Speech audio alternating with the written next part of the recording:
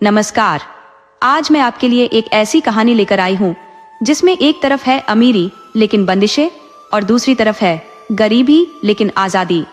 ये कहानी है एक बहादुर लड़की, एक सीधे सादे लड़के और एक चालाक ठग की, जिनकी किस्मत एक जंगल में आकर ऐसे मिलती है कि सबकी जिंदगी बदल जाती है। ये कहानी सिखाती है कि सच्ची दौलत पैसा नहीं बल्कि हिम्मत और समझदारी होती है। तो आइए कहानी शुरू करते हैं। सदियों पहले की बात है। शांति नगर नाम का एक नगर था जहां पर निर्मला नाम की एक धनी स्त्री रहा करती थी। निर्मला के पिता लालजी सेठ बहुत बड़े सेठ थे। उनका व्यापार विजयनगर, प्रशांतपुर और शांति नगर में था। सेठ जी की 2 बेटियां थी, निर्मला और प्रियंवदा, और एक बेटा था हरिलाल। सेठ ने अपने जीते जी अपने धन का बंटवारा कर दिया था। शांति नगर की हवेली और व्यापार निर्मला के जिम्मे लगा दिया था। प्रशांतपुर प्रियंवदा को दे दिया था और विजयनगर में बेटा हरिलाल रहता था। सेठ ने जीते जी बेटियों का ब्याह नहीं किया था। वह झुकना नहीं जानते थे। वह बेटियों के ब्याह के लिए किसी सेठ के पास इसलिए नहीं गए कि उन्हें किसी के यहाँ शीश झुकाना पड़ेगा। बेटियां खुद से अपना ब्याह पिता के रहते कर नहीं सकती थी। भाई हरिलाल को पिता के रहते क्या पड़ी थी कि फालतू का सोचे। उसने खुद से अपना ब्याह कर लिया था तो सेठ और बहनें उस पर काफी नाराज थी। इसलिए वह अपने पिता के पास शांति नगर में नहीं आता था। पिता बेटे पर इतना नाराज हुए कि नाराज होकर तीर्थ में चले गए और लौट कर नहीं आए। प्रियंवदा कितने दिन पिता और भाई के भरोसे पड़ी रहती। उसने अपना ब्याह अपने बूढ़े मुनीम के बेटे से कर लिया। रह गई निर्मला, जो पिता के नक्शे कदम पर चलती थी। उसने झुकना नहीं सीखा था। प्रियंवदा 1-2 बार उससे मिली थी तो सलाह दी थी कि तुम्हें अपना घर बसा लेना चाहिए, स्त्री अविवाहित शोभा नहीं देती। तब निर्मला भड़क गई कि तुमने तो मेरी नाक कटा दी। उस तरह समय गुजरता गया। निर्मला अब 50 पसंद देख चुकी थी। एक दिन उसे खबर मिली कि विजयनगर में भयानक बाढ़ आ गई थी, जिसमें सारे मकान डूब गए। दुकान और गोदाम में रखे सामान डूबकर बर्बाद हो गए। यहाँ तक कि हजारों लोग सोए सोए डूबकर मर गए। उसे पता चला कि उस बाढ़ में हरिलाल भी नहीं रहा। न उसकी पत्नी रही, न उसका व्यापार रहा, न मुनीम रहा, न नौकर रहे। दैव योग से उसकी बेटी राधा बच गई है। वह अब सयानी हो चुकी है। उसे अब सहारे की जरूरत है, वरना किसी गलत हाथ में पड़ जाएगी। निर्मला अपने को रोक नहीं सकी। वह विजयनगर गई और भतीजी राधा को साथ लेकर अपने नगर शांति नगर आ गई। राधा खुले विचारों की थी। वो माता पिता के गम में चुप रही, बहुत दुखी रही। तो निर्मला समझ ली कि भतीजी बिल्कुल मुझ पर गई है। ये न तो किसी से बात करती है, न मुझसे बोलती है, सिर्फ हाँ न में जवाब देती है। तो बहुत खुश हुई कि मुझसे भतीजी की खूब जमेगी। वह हर वक्त भतीजी राधा को समझाती कि किसी पुरुष के सामने जवान लड़की को नहीं आना चाहिए, किसी पुरुष से बात नहीं करनी चाहिए, शरीर को हमेशा ढककर रखना चाहिए, कभी जोर से बोलना नहीं चाहिए, हंसना तो बिल्कुल भी नहीं चाहिए, खेलना कूदना तो लड़की के लिए बना ही नहीं है। अगर लड़की खेलती कूदती है तो वह अपने अधिकार का अतिक्रमण करती है। बुआ की बात सुनकर राधा जल भुन जाती कि मैं यहाँ आकर कैसे फंस गई। अगर बुआ भली होती तो इसका ब्याह हो गया रहता, मगर यह तो मनहूस ठूठ भैंस के समान है। इसके साथ रहने से अच्छा तो मैं माता पिता के साथ बाढ़ में डूबकर मर गई रहती। इसके साथ जीने से भी मुझे कोई लाभ नहीं होने वाला। ये मेरी खुशियों का गला घोंट देगी। ये कैसी गुलामी है कि कोई हंसे भी नहीं, रो भी नहीं सके, जोर से बोल भी न सके। ये अलग बात है कि मुझे भोजन देती है, लेकिन भोजन तो जानवर भी पा जाते हैं, भिखारी भी अपना पेट भर लेते हैं। मुझसे अच्छा तो कालू भिखारी है जो हंसते हुए गाते हुए भीख मांगता है। बुआ उसे देखकर चिढ़ जाती है। भूल से कभी उसे भीख नहीं देती, मगर वह भी अपनी धुन का पक्का है। भीख मिले न मिले दरवाजे पर फेरी रोज लगाता है। वह बुआ को देखकर जरूर मुस्कुराता है। राधा सोचती कि मैं किसी तरह बुआ से आजाद हो जाती, मुझे प्रियंवदा बुआ अपने पास ले जाती तो कितना अच्छा होता। खुले विचारों की है, उनका हर किसी से मिलना जुलना होता है। सुना है उनके 2 बच्चे भी हैं। वह बच्चों पर कोई पाबंदी नहीं लगाती, बल्कि बच्चों के साथ खेलती है और खुश रहती है। लेकिन वह मुझे क्यों ले जाने लगी? मेरे पिता से उनकी बनती जो नहीं थी, अब तो मुझे इस खड़ूस बुढ़िया के साथ ही रहना पड़ेगा। वह अपने मन को मनाकर निर्मला के साथ रहने लगी थी। उधर नगर से दूर एक गांव था रामपुर, जहां रामू नाम का एक किसान रहता था। रामू काफी निर्धन किसान था। वह अपनी माँ के साथ रहा करता था। उसके पिता नहीं थे, तो माँ की देखभाल की जिम्मेदारी रामू की ही थी। वो माँ का आज्ञाकारी पुत्र था। वो माँ की हर बात मानता था। उसके पास खेती बाड़ी नहीं थी, तो वह कोई मजदूरी नहीं करता था, बल्कि रोजगार करता था। पास में ही एक वन था। उसमें बहुत सी औषधियां और फलदार वृक्ष थे, तो कंदमूल भी बहुतायत में थे। रामू कंदमूल को गिरनीपुर ले जाकर बेचा करता। गिरनीपुर में एक बड़ा मंदिर था, जहां तीर्थयात्री आया करते थे और मंदिर में प्रसाद के रूप में कंदमूल चढ़ाया करते थे। मंदिर में भगवान राम और सीता मैया की मूर्ति थी। भक्त मानते थे कि भगवान राम अपने भाई लक्ष्मण और सीता मैया के साथ 14 बरस तक वन में रहे थे। उस दौरान उनका मुख्य आहार कंदमूल था। भगवान राम को कंदमूल बहुत प्रिय है। ये जानकर भक्तजन कंदमूल के फल टुकड़े खरीदकर मंदिर में प्रसाद रूप में चढ़ाते थे। तो रामू का कंदमूल हाथों हाथ बिक जाता था। उसे फल बेचने से उतने पैसे मिल जाते कि माँ और उसका गुजारा ठीक से हो सके। वो जो भी पैसा पाता वह लाकर माँ को दे देता। इस तरह उसके दिन खुशी से गुजर रहे थे। वह रोज सुबह उठकर जंगल में चला जाता और जल्दी से कंदमूल लेता और 7 मील दूर गिरनीपुर के मंदिर पर चला जाता। रोज जब लौटता तो देखता कि रास्ते में एक नौजवान लड़की 3-4 बकरियों को चराती मिलती थी। वो उसे कई महीने से देख रहा था और वह लड़की भी कई महीने से उसे देख रही थी, मगर दोनों ने कभी कोई बात नहीं की थी।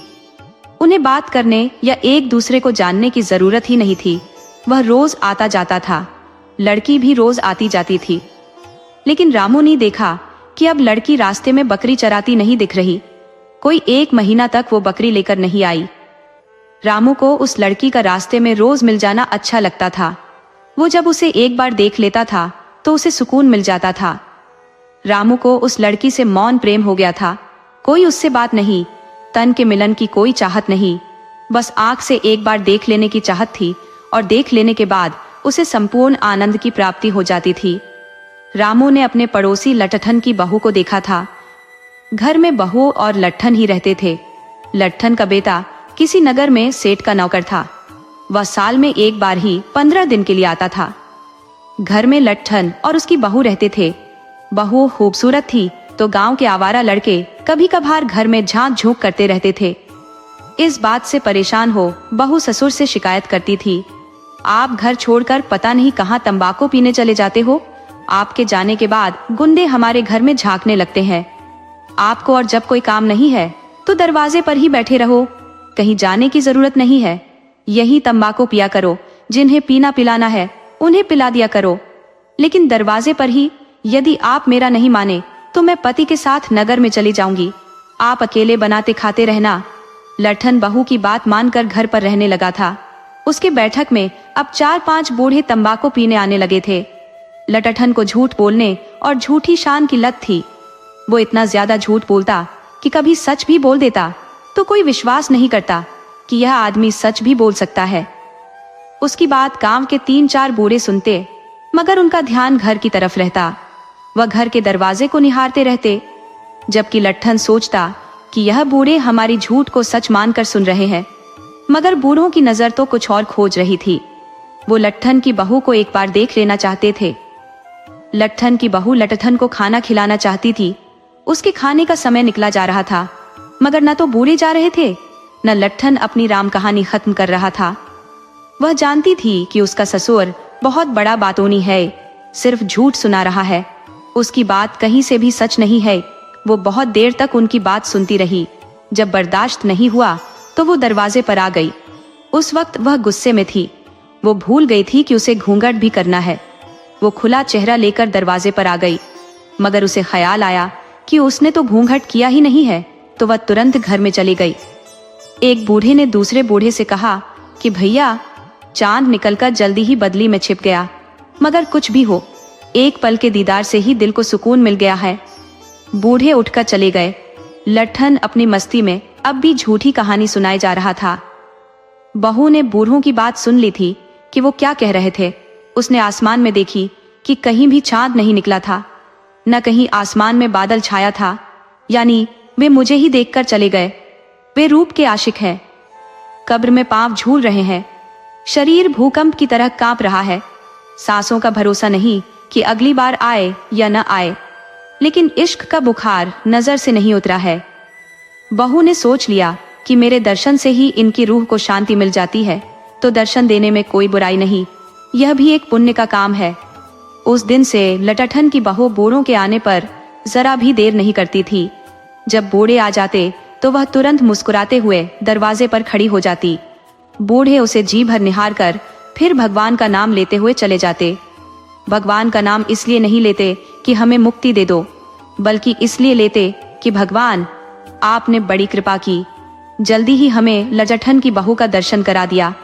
इसी तरह रोज कराते रहो, हम और कुछ दिन जी लेंगे। लट्ठन की भी अपनी अलग मस्ती थी। वो अपने मित्रों को देखकर कहानी सुनाने लगता। उसे यह ख्याल नहीं रहता कि मित्र चले गए या अभी यहीं बैठे हैं। वह तो बहू उसकी झूठी साधना को भंग करती कि अब अपनी झूठी कहानी बंद भी करो, सुनने वाले कब के जा चुके हैं। रामू को भी उन बूढ़ों की तरह बकरी चराने वाली को देखने का रोग लग गया था। वह जब 1 महीने तक बकरी चराने वाली को नहीं देखा तो व्याकुल हो उठा। वो अब उसका पता लगाना चाहता था कि वो कहाँ चली गई। वो जेठ महीने की बदली की तरह दर्शन दिखाकर लुप्त कहाँ हो गई। वो रोज कंद मूल लेकर गिरनीपुर जाता। उसकी निगाहें बकरी वाली को ढूंढती रहती, मगर वह दिख ही नहीं रही थी। वह अब धीरे धीरे मन को मनाने लगा था। वह समझ गया था कि अब वह लड़की दोबारा मुझे दर्शन नहीं देने वाली। शायद उसका ब्याह हो गया है और वह अपनी बकरी लेकर या बेचकर ससुराल चली गई है। मगर मन है कि मानता ही नहीं था। वो उसे ससुराल से भी ढूंढ निकालना चाहता था। वो कभी कभी सोचता कि मैंने बेवकूफ़ी कर दी थी, उससे अपने मन की बात कह देनी चाहिए थी।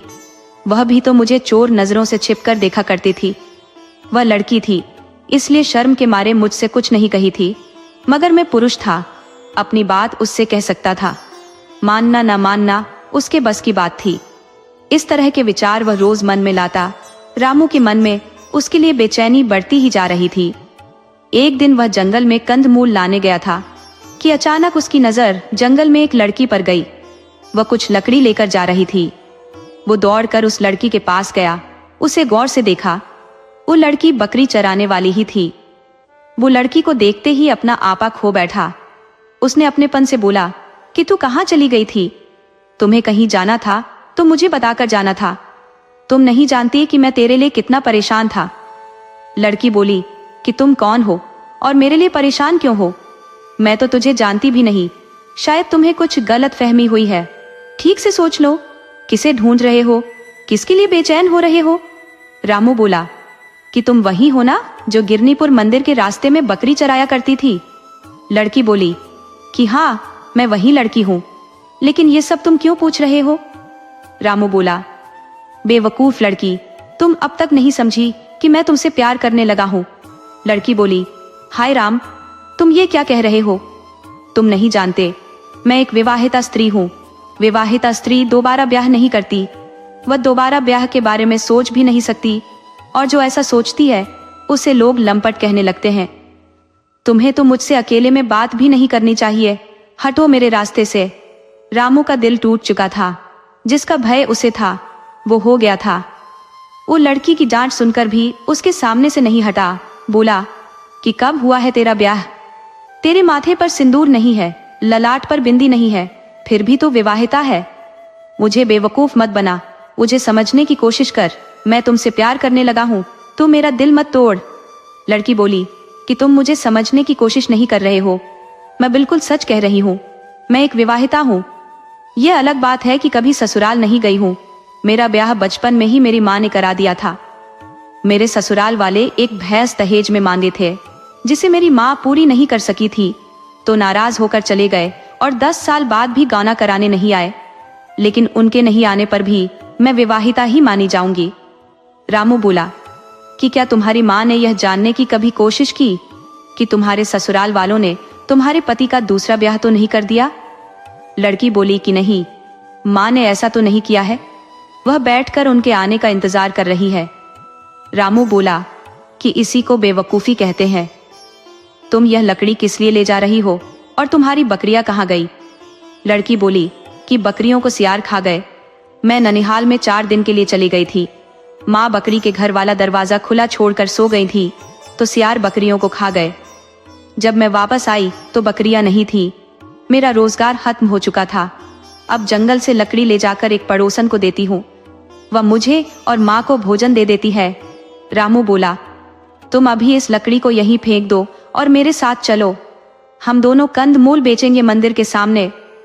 लड़की बोली, यह मेरा आजमाया हुआ है, मुझसे कोई नहीं खरीदता, स्त्री से कोई प्रसाद खरीदता ही नहीं, और फिर मैं तुम्हारे साथ जाऊं तो लोग क्या कहेंगे, मेरी तो बदनामी हो जाएगी। रामू बोला कि तुम मेरे साथ बंद कमरे में नहीं जा रही हो कि लोग तुम्हें कुछ कहेंगे, तुम मेरे साथ सबके सामने रहोगे और अपना हिस्सा लेकर घर चली जाना। लड़की बोली कि मेरा हिस्सा तुम्हारे कंध में कैसे बन जाएगा? तब रामू बोला कि यही तो बेवकूफी कर रही हो। अरे तुम जंगल से अपने लिए अलग से कंदमूल ले चलो, उसे मैं बेच दूंगा, तुम उसका पैसा वापस लेकर चली जाना। लड़की बोली कि तुम्हारी राय सही है, मगर उसमें तुम्हारा कुछ स्वार्थ छिपा है। रामू बोला कि बिना स्वार्थ के कोई किसी की एक बार मदद कर देता है, बार बार नहीं। बार बार के प्रयास से तो पत्थर भी घिस जाता है, फिर दिल पर निशान क्यों नहीं पड़ेगा।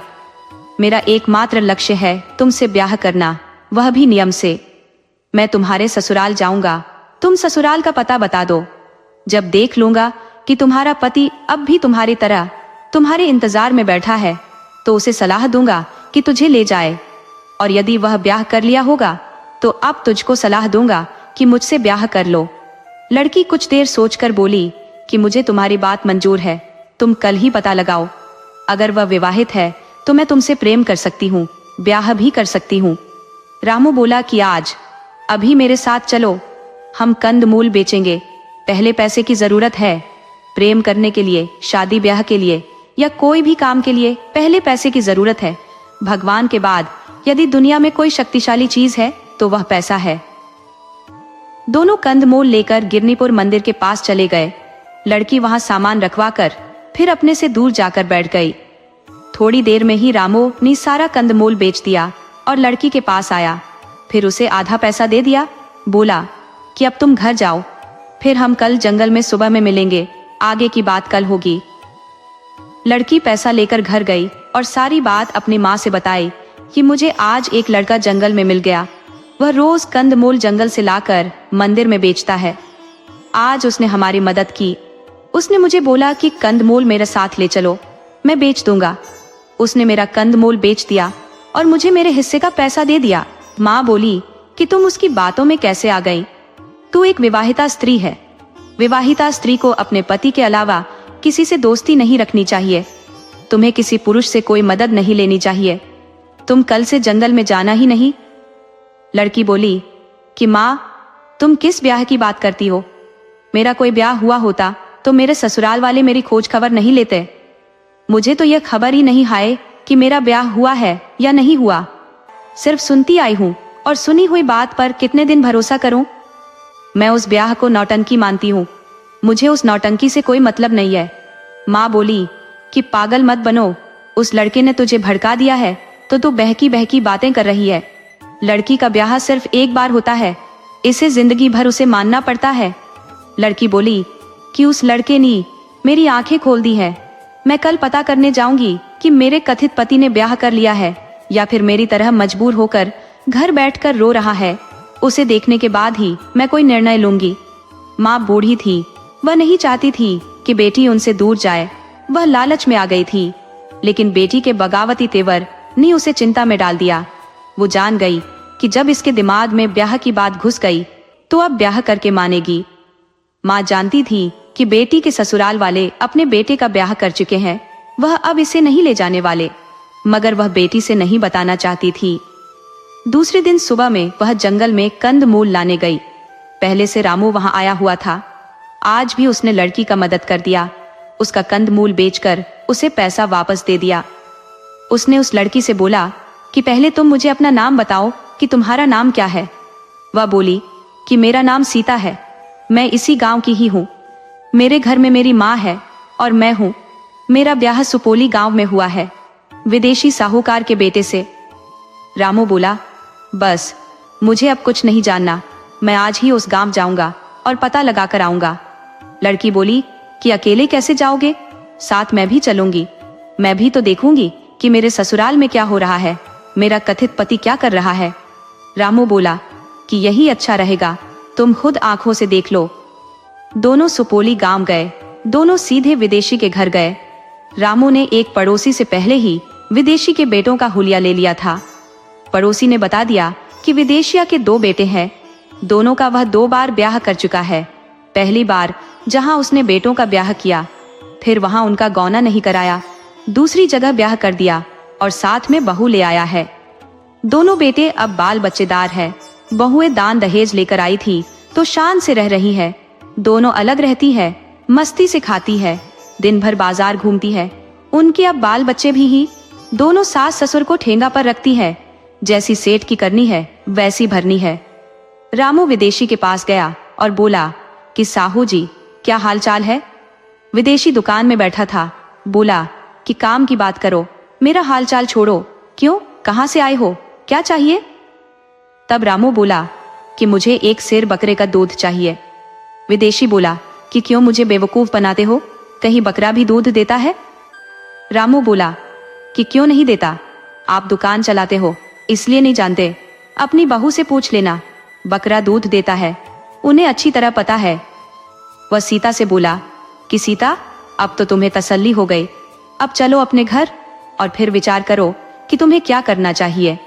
वो सीता के साथ गांव से बाहर आ गया और बोला कि अब भी तुम्हें अपने पति का इंतजार करना है। सीता बोली कि आपने मेरी आंखें खोल दी है, अब तक मैं अंधेरे में जी रही थी, मुझे अब क्या करना है समझ चुकी हूँ, अब और बातें कर मुझे शर्मिंदा मत करो। रामू बोला कि रास्ते में मंदिर है, हम चलकर ब्याह कर लेते हैं। सीता बोली कि अब आप सोचो कि हमें क्या करना है, मैं तो अब भी तैयार हूँ, कल भी तैयार रहूंगी, मुझे अब कुछ नहीं सोचना है।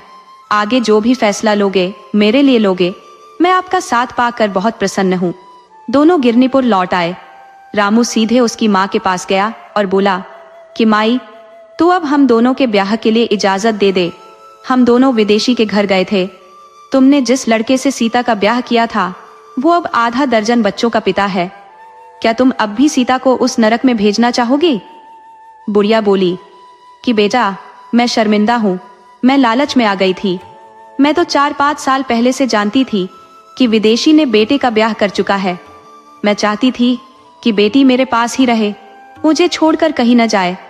मैं चाहती हूँ कि तुम इससे ब्याह कर लो, लेकिन मेरे पास ही रहो। मैं अपनी बेटी को अपने से अलग करना नहीं चाहती। रामू बोला कि माई, मैं भी माँ का इकलौता बेटा हूँ, मैं भी अपनी माँ को नहीं छोड़ सकता। आप मेरी बात मानो तो मेरे साथ ही मेरे घर चलो, वहाँ खाने पीने रहने की कोई दिक्कत नहीं होगी। वैसे भी आप बूढ़ी हो चुकी हो, मेरी माँ के साथ रहकर पूजा पाठ करती रहना। बुढ़िया बोली कि मैं बेटी के ससुराल में कैसे रह सकती हूँ। सीता बोली कि माँ, आपको वहाँ रहना भी नहीं चाहिए, बेटी की ससुराल बेटी की होती है, आपकी ससुराल नहीं हो सकती। आप वहाँ मन का कुछ नहीं कर सकती, इसलिए आप यहीं रहो। हम आपसे मिलने रोज आते रहेंगे, क्योंकि हमारा रोजगार ही यहीं से जुड़ा है। तुम हम दोनों को आशीर्वाद दो कि हम अपने जीवन की शुरुआत करें, मैं अपना घर बसाऊं। माँ ने दोनों को इजाजत दे दी तो दोनों ने ब्याह कर लिया। रामू सीता को लेकर अपने गांव रामपुर आ गया। उसकी माँ जब उसके साथ एक लड़की देखी तो वह पहले बहुत नाराज हुई, लेकिन बाद में बहुत खुश हुई। उन्हें नाराजगी इस बात की थी कि ब्याह करने से पहले मुझे बताना था। मेरे कुछ अरमान थे कि बेटे का ब्याह धूमधाम से करूं, अपने दिल के अरमान पूरे कर लूं, लेकिन तुमने मेरे दिल के अरमान पूरे ही नहीं होने दिए। लेकिन खुश इस बात से हूं कि चांद जैसी बहू लाया है तो मैं अपने अरमान बाद में भी पूरे कर लूंगी। रामू ने माँ से बताया कि हम दोनों ही अब गिरनीपुर मंदिर के पास कंदमूल और अन्य तरह के प्रसाद बेचेंगे। माँ ने दोनों की बात स्वीकार कर ली। बोली कि अब मैं खुद कुछ नहीं करना चाहती, तुम दोनों अपना घर संभाल लो, मुझे क्या पड़ी है अपने ऊपर चिंता लेकर मरने की। रामू सीता के साथ रहने लगा। वह नई आई थी तो रामू ने मना कर दिया कि तुम अभी 15 दिन तक माँ के साथ घर में रहो, उसके बाद हमारे साथ चलना। अब नई बहू घर से निकलकर दूसरे दिन से काम में लग जाएगी तो हमारे गांव में हमारी बेइज्जती हो जाएगी। सीता भी नहीं चाहती थी कि वह काम पर जाए, जब से होश संभाला था उसे एक दिन भी चैन नहीं मिला था, तो वह सहज ही घर में रहने को तैयार हो गई। 15 दिन बीत जाने के बाद भी जब कुछ नहीं बोली तो रामू को कहना पड़ा कि अब मेरे साथ चलोगी भी या मैं अकेले जाऊं। रामू की माँ बोली कि खबरदार, जो मेरी बहू को घर से निकलने की बात की तो हमारे घरों की परंपरा है कि बहू 5 साल तक घर से बाहर अपना पांव नहीं निकालती। अगर इससे पहले घर से बाहर जाना होता है तो पहले उसका पुत्र घर से बाहर पांव रखता है, तब माँ पीछे से निकलती है। रामू बोला कि माँ, मैं तेरी चालाकी समझ गया, यहाँ कोई नियम नहीं है, लेकिन तू पहले अपने खेलने के लिए पोता चाहती है। पोता हो जाने पर कहेगी कि माँ बिन पोता घर में अकेले कैसे रहेगा। कुल मिलाकर सीता मेरे साथ काम पर नहीं जाएगी। माँ बोली कि जब सब बात खुद समझ गया है तो बहस किस बात की कर रहा है, जा चुपचाप अपना काम कर। रामू समझ गया कि सीता मुझे अब सिर्फ घर में मिलेगी, बाहर तो मुझे ही काम करना पड़ेगा। रामू ने बहुत पैसे कमाए थे, उसे किसी चीज की दिक्कत नहीं थी। इस तरह समय गुजरा और रामू को एक पुत्र की प्राप्ति हुई तो सीता घर में और भी व्यस्त हो गई। धीरे धीरे समय पंख लगाकर उड़ चला और 12 साल गुजर गए। उधर शांति नगर में एक जग्गा नाम का ठग बहुत उत्पात मचा रखा था। वह रोज किसी न किसी को ठग लेता था। नगरवासी उससे परेशान रहने लगे थे। वह ठगे जाने के बाद राजा के पास शिकायत लेकर जाते थे, लेकिन नगर का राजा इस बात पर कोई ध्यान नहीं देता था। नगर के लोग काफी परेशान हुए तो किसी तरह इसकी खबर रानी तक पहुंचाई गई कि आप दया की सागर हो, आप हम पर कृपा करो। नगर में एक ठग बहुत उपद्रव मचाया हुआ है। राजा को बार बार खबर देने के बाद भी वे कार्रवाई नहीं कर रहे। रानी राजा के बारे में जानती थी कि राजा प्रजा पर कोई ध्यान नहीं देते हैं। वह खुद ठग का पता लगाने चली। रानी साधारण स्त्री का भेष बनाकर निकली। रास्ते में जग्गा ठग मिल गया। वह रानी को साधारण स्त्री समझकर पीछे लग गया। देखा कि यह तो गले में कीमती हार पहने हुए है, इस स्त्री का हार किस तरह लूं? वो दिमाग दौड़ाने लगा। जग्गा कोई साधारण ठग नहीं था, वह ठगी करने के 1000 तरीके जानता था। उसने पल भर में सोच लिया कि मुझे क्या करना है। वह रानी के पास गया और बोला कि बहन जी, आप मेरी मदद कर दो। वह बगल वाला घर मेरा है। मेरी पत्नी इस वक्त प्रसव पीड़ा से तड़प रही है। आप मानवता के नाते उसकी मदद कर दो, नहीं तो मेरी पत्नी मर जाएगी। वो इतना कहकर जोर जोर से रोने लगा। रानी बोली कि तुम रो नहीं, मैं अभी देखती हूँ कि क्या कर सकती हूँ। चलो मैं स्त्री को देखती हूँ, मुझे थोड़ा बहुत प्रसव करा देने की भी जानकारी है। रानी जल्दी से घर में जाने लगी तो ठग बोला कि बहन जी, आप अपने गहने और आवश्यक सामान निकाल कर रख लो, वरना प्रसव के बाद सूतक लग जाएगा। आप अपने गहने नहीं ले जा पाओगी, इसलिए पहले से उतार कर कहीं रख लो। रानी को स्त्री की जान बचाने की जल्दी थी। उसके दिमाग से ठग का ख्याल गायब था। उसने आसानी से गहने उतार कर जग्गा को दे दिए कि तुम लेकर इसे यहीं बैठो, अभी तुम्हारी पत्नी को देखती हूँ। रानी घर के अंदर गई, मगर उस घर में कोई नहीं था, बल्कि अंदर से घर खंडहर था। उसमें किसी आदमी के रहने का कोई चिन्ह नहीं था। रानी को कुछ शंका हुई तो पलटकर बाहर आई, मगर दरवाजे से वह आदमी ही गायब था। रानी को अब समझने में कोई देर नहीं हुई कि वह ठगी जा चुकी है। वह आदमी ठग था। ठग रानी को ही ठग गया था। रानी आग मबूला हुई कि मैं अब उस ठग को नहीं छोड़ने वाली, उसे खुद अपने हाथों से फांसी चढ़ाऊंगी। रानी दरबार में वापस लौट आई। वह राजा पर नाराज हुई कि ठग ने नगर में आतंक मचा रखा है। आज वह मेरा हार और शरीर के बहुत सारे गहने ठग ले गया। उसका मन इतना बड़ा हुआ है कि एक दिन राज दरबार में आकर हमारा राज्य ही ठग लेगा। आप अभी उस पर कार्रवाई करो। सारे सैनिकों को लगा दो कि जग्गा ठग को पाताल से भी खोज निकाले। राजा बोला कि रानी, नाराज ना हो, आपको इस तरह अकेले नहीं जाना चाहिए था, मगर अब खुद गलती कर बैठी हो तो झल्ला रही हो। मैं अब चुप नहीं रहने वाला। ठग को जिंदा या मुर्दा 1 सप्ताह में दरबार में घसीटते हुए मंगवाऊंगा। आप उसकी गर्दन धड़ से अलग कर देना। राजा ने सैनिकों को आदेश दिया कि जग्गा को जिंदा या मुर्दा दरबार में पकड़ लाओ। राजा का मंत्री बोला कि महाराज, आप इस तरह ठग को नहीं पकड़ पाइएगा। आप ठग के सिर पर इनाम रख दो, हमारे सैनिक कब्र से भी उसे निकाल लाएंगे। राजा बोला कि मंत्री जी, आप ठीक कहते हो, हम उस ठग के सिर पर 10,000 स्वर्ण मुद्रा का इनाम रख देते हैं। जो भी उस ठग को लाएगा उसे 10,000 सोने की मोहरें इनाम में दी जाएंगी। वो इनाम उसी वक्त मिल जाएगा। सैनिक ठग ढूंढने निकल गए। ठग को पकड़ने की मुनादी भी राजा नीर नगर गांव में फिरवा दी थी। खबर उड़ते उड़ते रामपुर में पहुंच गई। किसी ने रामू को बताया कि तेरे जैसे दिखने वाले एक ठग, जिसका नाम भी रामू जैसा ही है, पर राजा ने 10,000 का इनाम रख दिया है। जो भी तुझे जिंदा या मुर्दा पकड़ कर ले जाएगा, राजा उसे 10,000 सोने की मुद्रा इनाम में दे देंगे। रामू बोला कि मैंने राजा का क्या बिगाड़ा है जो राजा मुझे पकड़वाएंगे। राजा को तो मैंने देखा भी नहीं है, मैं कभी शांति नगर गया ही नहीं हूँ। आदमी बोला कि ये बात हम गांव वाले जानते हैं कि तू नेक आदमी है, लेकिन राजा नहीं जानता, और फिर सैनिक तुझे देखते ही मार डालेंगे और राजा के पास ले जाएंगे। राजा उन्हें इनाम की रकम दे देगा। तुम बताने के लिए जिंदा भी नहीं रहोगे। इसलिए जिंदगी चाहते हो तो परिवार सहित जंगल में भाग जाओ। जंगल में शांति नगर के सैनिक नहीं जाते। वह जंगल शांति नगर में नहीं है, तुम वहीं सुरक्षित रह सकते हो। रामू ने देखा कि कुछ गांव के बदमाश उसे ललचाई नजरों से देख रहे थे, मानो वह कोई खा जाने की चीज हो। रामू समझ गया कि यहाँ मेरी जान को खतरा है। पता नहीं मुझसे क्या गलती हो गई है कि राजा मेरे खिलाफ फतवा जारी कर दिया है। वो माँ, पत्नी और बेटे को लेकर जंगल में भाग गया। उसकी माँ, पत्नी और बेटा भी नहीं समझ पा रहे थे कि रामू ने कौन सी गलती कर दी है। चलो जंगल में जाकर रहने लगे। अब उसकी पत्नी सीता चोरी छिपे बेटे मोहन के माध्यम से कंदमूल बेचवाया करती थी।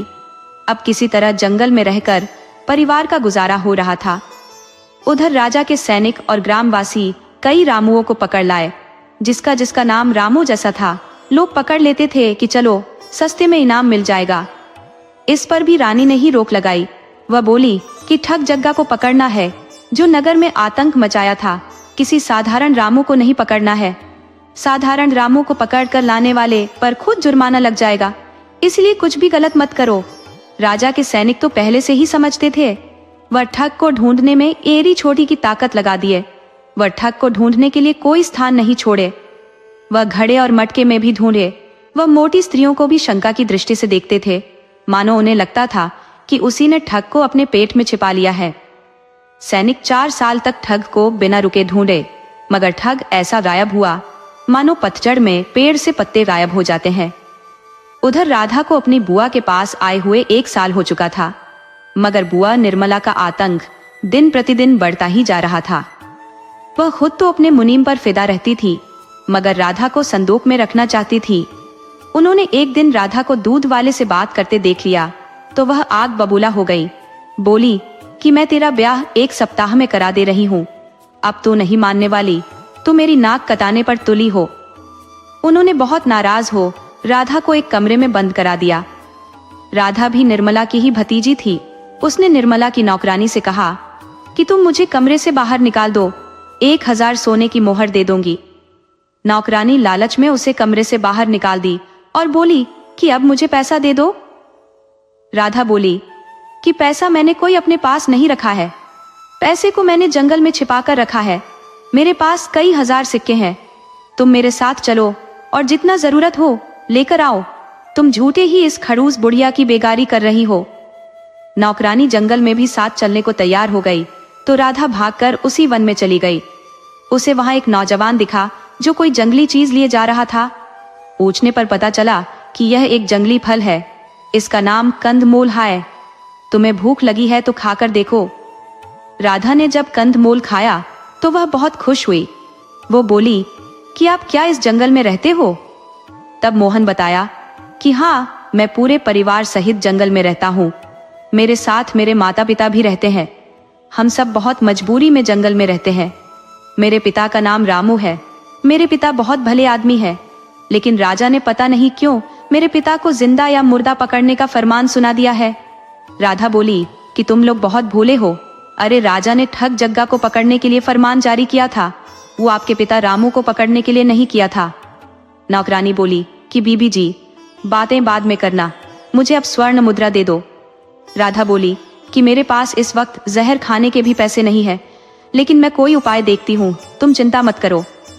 नौकरानी बोली कि तुम बहुत छलिया हो, इसीलिए निर्मला तुम्हें कमरे में बंद रखती थी।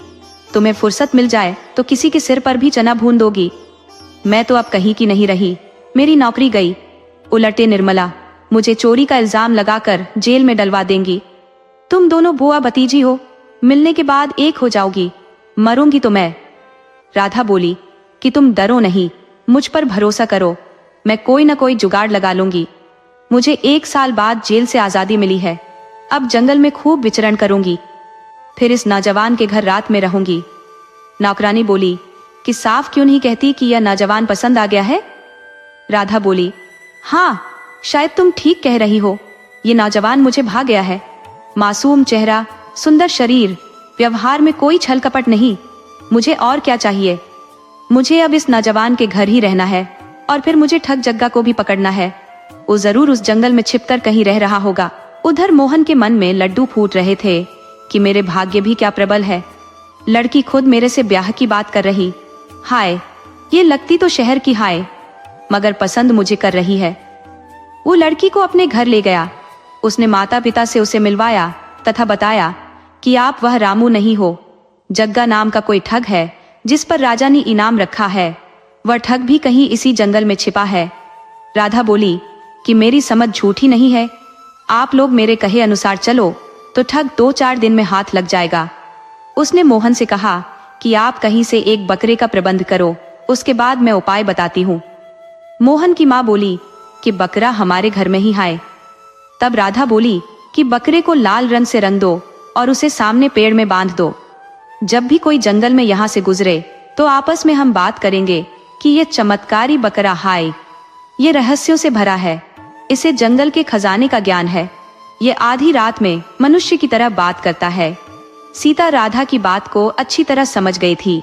उन्होंने तुरंत बकरे को लाल रंग से रंगकर सामने पेड़ में बांध दिया। वहां से एक पगडंडी गुजरती थी। जंगल में जाने वाले उसी रास्ते से आते जाते थे। लाल बकरा देखकर सभी चौंक रहे थे, तो राधा हर वक्त बकरे के बारे में कुछ बोलना सुन भी रहे थे। दूसरे दिन भी एक आदमी आया। वो बकरे को बड़ी गौर से देखने लगा। वो आगे चला गया, मगर फिर से लौटकर बकरे के पास आ गया। राधा समझ गई कि यही जग्गा ठग हो सकता है। उसने मोहन से कहा, आप भी गजब करते हो, कोई भी रहस्यमय चीज घर से बाहर रखता है, बकरे को घर के अंदर बांधो। अरे, आप नहीं जानते कि हम इस बकरे की बदौलत जंगल में जिंदा है। इसे जंगल के खजाने का ज्ञान है। ये रात में मनुष्य की तरह बात करके हमें खजाने का पता बताता है। मोहन बोला कि तुम भी क्यों बिना सोचे समझे बकबक करने लगती हो? अरे, जानती नहीं कि यहाँ पेड़ पौधों के भी कान होते हैं? राधा बोली कि मुझे माफ करो, मैं समझी नहीं, मगर आप बकरे को जल्दी घर में बांध दो। मोहन बकरे को घर के अंदर बांध दिया। राधा ने सीता से बताया कि आज रात सभी सजग रहेंगे, शिकार खुद चलकर हमारे घर आएगा, हम उसे पकड़ लेंगे और राजा के दरबार में उसे ले चलेंगे। इनाम की रकम हमें मिल जाएगी, तब आप मेरा ब्याह मोहन से करा देना। सीता बोली कि रकम न भी मिले तब भी मैं तुम्हारा ब्याह मोहन से करा दूंगी, कहो तो आज ही करा देती हूँ, तुम अभी से मान लो कि मेरी बहू हो। राधा बोली कि अभी हम जिस काम में लगे हैं उसे पूरा कर ले। सभी सजग होकर रात में पहरा देने लगे। उधर ठग जग्गा आधी रात में घर में प्रवेश कर गया तो घर में मौजूद मोहन, उसके पिता रामू और नौकरानी राधा और सीता ने घेर कर पकड़ लिया। जब उसे मारा पीटा तो उसने स्वीकार कर लिया कि वही ठग जग्गा है। उसी ने रानी का हार चुराया था। वह हार उसके पास आज भी मौजूद है। वह अब भी अपने थैले में हार को रखे हुए था। सभी उसे पकड़कर दूसरे दिन राज दरबार ले चले। उसे राजा के सामने पेश किया गया। रानी देखते ही पहचान गई कि यही ठग जग्गा है, इसी ने मुझे धोखे से ठगा था। राजा ने मोहन और राधा को अलग अलग 10-10 हजार सोने की मुद्रा दी तथा रानी ने भी बहुत उपहार दिया। उधर निर्मला को पता चल गया कि उसकी भतीजी ने ठग जग्गा को पकड़ कर ले आई है, तो उसका सीना गर्व से चौड़ा हो गया। वह भी राज दरबार आ गई।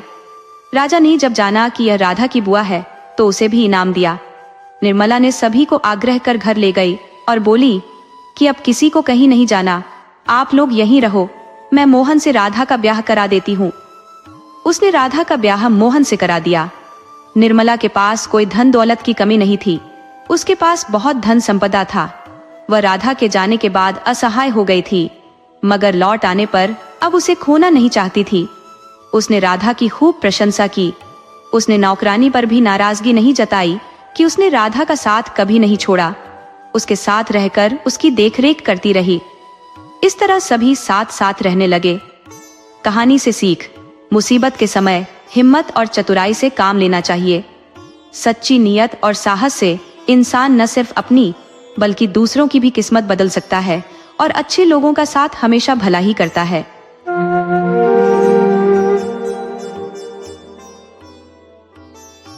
यह कहानी है एक ऐसे लड़के की जिसके माता पिता की गलतियों का साया उस पर पड़ता है, लेकिन वह अपनी मेहनत और सच्चाई के दम पर अपनी किस्मत खुद लिखता है। इस कहानी में आपको प्रेम, त्याग, धोखा और अंत में अच्छाई की जीत देखने को मिलेगी। तो आइए कहानी शुरू करते हैं। सदियों पहले की बात है। सुंदरपुर नाम का एक गांव था जहां माधव नाम का एक किसान रहता था। माधव के पास 30 बीघा बहुत उपजाऊ जमीन थी जिसमें वह खेती किया करता। उसके पास एक छोटा सा बगीचा भी था जिसमें 101 फलदार वृक्ष लगे थे। घर भी उसका अच्छा था। 2-3 गायें भी उसने रखी थी, लेकिन समस्या यह थी कि वह अकेला था। बचपन में ही माँ उसे छोड़कर चली गई थी। छोड़कर जाने का मतलब यह नहीं कि वह मर गई थी, बल्कि वह पति की आदतों से तंग आकर चली गई थी। माधव के पिता का किसी दूसरे स्त्री से लगाव हो गया था। वह दूसरे गांव की थी और अक्सर जंगल में माधव के पिता से मिला करती थी। माधव की मां ने कई बार मना किया था कि अपनी आदत सुधार लो, वरना किसी दिन मारे जाओगे। उस स्त्री का पति तुम्हें मार डालेगा। पराई स्त्री से संबंध रखना मतलब सांप के बिल में हाथ डालना है। तुम्हें खुद से सोचना चाहिए। एक दिन तो यहां तक कह दिया कि जो काम तुम कर रहे हो यदि मैं करने लगूं तो तुम्हें कितना बुरा लगेगा। तब वह कहता कि मैं मर्द हूं, किसी एक से बंध कर नहीं रह सकता। तुम स्त्री हो, तुम्हें मेरे साथ बंधे रहना मजबूरी है। आज यह बात कह दी सो कह दी, फिर कभी ऐसा सोचा भी तो हाथ पैर तोड़कर रख दूंगा। इस बात को लेकर दोनों में खूब लड़ाई होती थी। एक दिन दोनों में जमकर मारपीट हुई। स्त्री जरा भी कम नहीं थी। उसने माधव के पिता की खूब पिटाई की और उसे छोड़कर चली गई। कहाँ गई ये किसी को पता नहीं चला। वह मायके नहीं गई। घर में छोटा 10 वर्षीय माधव रह गया और उसका पिता। पड़ोसियों के समझाने पर पिता ने माधव की मां की बहुत खोज की, लेकिन वह कहीं नहीं मिली। तो माधव के पिता को उनके नहीं मिलने पर कोई फर्क नहीं पड़ा, बल्कि उन्होंने अपनी आदत और बिगाड़ ली। वह दुष्ट स्त्री अब जंगल में नहीं, उनके घर आकर मिलने लगी और घर का सामान उठाकर साथ ले जाने लगी। कभी वह अन्न ले जाती, कभी पैसा ले जाती, कभी बाग से फल ले जाती। माधव छोटा था, देखता रह जाता। हालांकि माधव को यह बात बहुत बुरी लगती। 1 आध साल तक देखता रहा, मगर जब 12 साल का हुआ तो विरोध पर उतर आया। उसने अब उस दुष्ट स्त्री को घर में घुसने पर रोक लगा दी। 1-2 पड़ोसियों ने भी माधव का साथ दिया, तो वह स्त्री माधव के घर आना छोड़ दी। तो माधव के पिता उसके गांव जाने लगे। उन्हें न तो अब अपने घर की फिक्र थी न खेती की। 30 बीघा खेत रहते हुए भूखे मरने की नौबत आ गई। वह तो 3 गायें थी जिनके दूध से घर का खर्चा चल जा रहा था। उन्हें माधव चराया करता। उधर उस स्त्री ने जब समझ लिया कि इस आदमी के पास माल असबाब खत्म है, रुपया पैसा नहीं है, तो उससे दूरी बना ली। उसने मना कर दिया कि हमारे गांव मत आया करो। मैं कोई ऐसी वैसी स्त्री नहीं हूं, तुम्हारे यहां आने से बदनामी हो रही है। लेकिन माधव के पिता ने उसकी बात नहीं मानी। तो एक दिन उसने अपने चाहने वालों से कहकर माधव के पिता को गांव के जंगल में फिकवा दिया। माधव को पता था कि यह तो एक दिन होना ही था। लंपट पुरुष पतंगे की तरह होता है जो आग से प्रेम कर बैठता है और आग को गले लगाने के चक्कर में जान गंवा देता है। माधव अब सयाना हो चुका था। उसने अपनी खेती संभाल ली थी, मगर अकेला था। उसका ब्याह नहीं हो पाया था। उसके पास बहुत ज्यादा जमीन होते हुए भी कोई ब्याह के लिए नहीं आ रहा था। उसके पिता की बदनामी आड़े आ रही थी कि बाप लंपट था, माँ भी लंपट थी। तभी तो कहीं भाग गई और फिर गांव लौटकर नहीं आई। आती भी कैसे, वह किसी को मुंह दिखाने के लायक ही नहीं थी। माधव अब अकेले ही रहा करता था। आसपास के पड़ोसी भी तभी साथ देते हैं जब साथ देने में उनका कुछ स्वार्थ रहता हो या उनका मनोरंजन होता हो, वरना इस दुनिया में कौन किसका साथ देता है। जिसके माता पिता ही साथ नहीं दे सके तो पड़ोसी क्या साथ देते। माधव खेती बाड़ी से जब खाली होता तो अपनी गायों को चराया करता। गायें अच्छी नस्ल की थी तो दूध बहुत ज्यादा देती थी माधव उपयोग भर रखकर बेच देता था। उसे दूध बेचने में जरा भी परेशानी नहीं थी। खरीदने वाले रोजगारी दरवाजे पर आकर खरीद लेते थे और फिर नगर में ले जाकर बेचते थे। वह दूध का मेवा या मिठाई बनाकर भी बेचते थे। माधव के खेत की फसल भी खेत में खड़ी खड़ी बिक जाती थी, तो उसे कोई पैसे की कमी नहीं थी। मौज मस्ती से दिन कट रहे थे। मगर कमी थी तो एक घर में स्त्री की, जो उसे मिलती नहीं दिख रही थी। वह निश्चिंत होकर अपने काम में लगा हुआ था। उधर सुंदरपुर से 16 मील की दूरी पर ही एक नगर था, जिसका नाम राजनगर था। राजनगर में धनीराम नाम का एक सेठ अपनी पत्नी और एक पुत्र के साथ रहता था। उसकी अपनी एक दुकान थी, जिसे वह चलाया करता था। उसका बेटा किशन अब सयाना हो चुका था। उसके ब्याह के रिश्ते आने लगे थे, तो सेठ की पत्नी जल्दी ही बहू ला देना चाहती थी, जबकि सेठ अभी और कुछ दिन टालना चाहता था। वो पत्नी को समझाता कि अभी तो हम खुद जवान हैं, बेटा अभी छोटा है, अभी हमारे दिन है, 2-4 साल और मौज मस्ती कर ले, वरना बहू आ गई तो फिर न तो मैं घर के अंदर आ पाऊंगा, न तुम मुझसे मिलने दुकान पर आ पाओगी। हम दोनों के बीच बेटे बहू दीवार खड़ी कर देंगे। सेठानी समझाती कि देखो, फालतू की बातें सोचना छोड़ो, जरा खुद से सोचो कि तुम्हारे माता पिता अपना भला देखते तो हमारा ब्याह हो पाता। अरे, बच्चों की खुशी के लिए अपनी खुशी का त्याग करना पड़ता है। आप बेटे का ब्याह करो, हमारी खुशी बेटे बहू में है। सेठ समझ गया कि सेठानी को बहू लाने की जल्दी है, उसे हमारी कोई फिक्र नहीं है, तो वह बोला कि ठीक है भाग्यवान, मैं देखता हूँ, अब कोई भी रिश्ता आता है तो उसे पक्का कर बेटे का ब्याह कर देता हूँ। कुछ दिन में ही एक रिश्ता अपने नगर से आ गया। नगर में एक घुड़मल सेठ रहते थे, जो बहुत बूढ़े हो चुके थे, मगर बहुत ज्यादा आशिक मिजाज थे। उन्होंने एक नहीं 3 शादियां की थी। 2 उन्हें छोड़कर जा चुकी थी, तो तीसरी शादी एक नवयुवती से कर ली थी।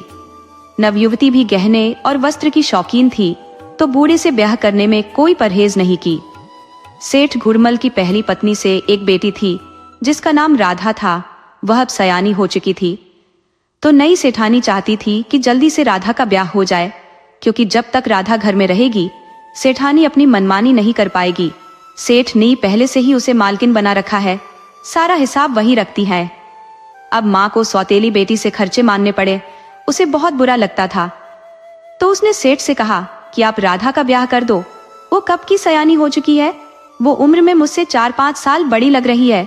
आप अपने सिर पर घोड़ी की दुम क्यों रखे हुए हो, 1-2 सप्ताह में राधा का ब्याह कर दो। घुड़मल सेठ बोला कि भाग्यवान, तुम ठीक कहती हो, मुझे राधा का ब्याह करना ही चाहिए। जवान बेटी घर में रहे, यह ठीक नहीं। मैं कल ही पता लगाकर किसी के यहाँ इसका ब्याह तय कर देता हूँ। घुड़मल दुकान पर गया तो अपने मुनीम से पता किया कि कोई ऐसा लड़का बताओ जो हमारी राधा के लिए ठीक हो, न बहुत अमीर हो न बहुत गरीब, साधारण परिवार से हो। तब मुनीम ने बताया कि हमारी जानकारी में एक धनीराम सेठ है, उनका एक ही बेटा है, वही राधा के लिए ठीक रहेगा। वैसे घालू सेठ भी ठीक ही है, मगर उनके 13 लड़के हैं।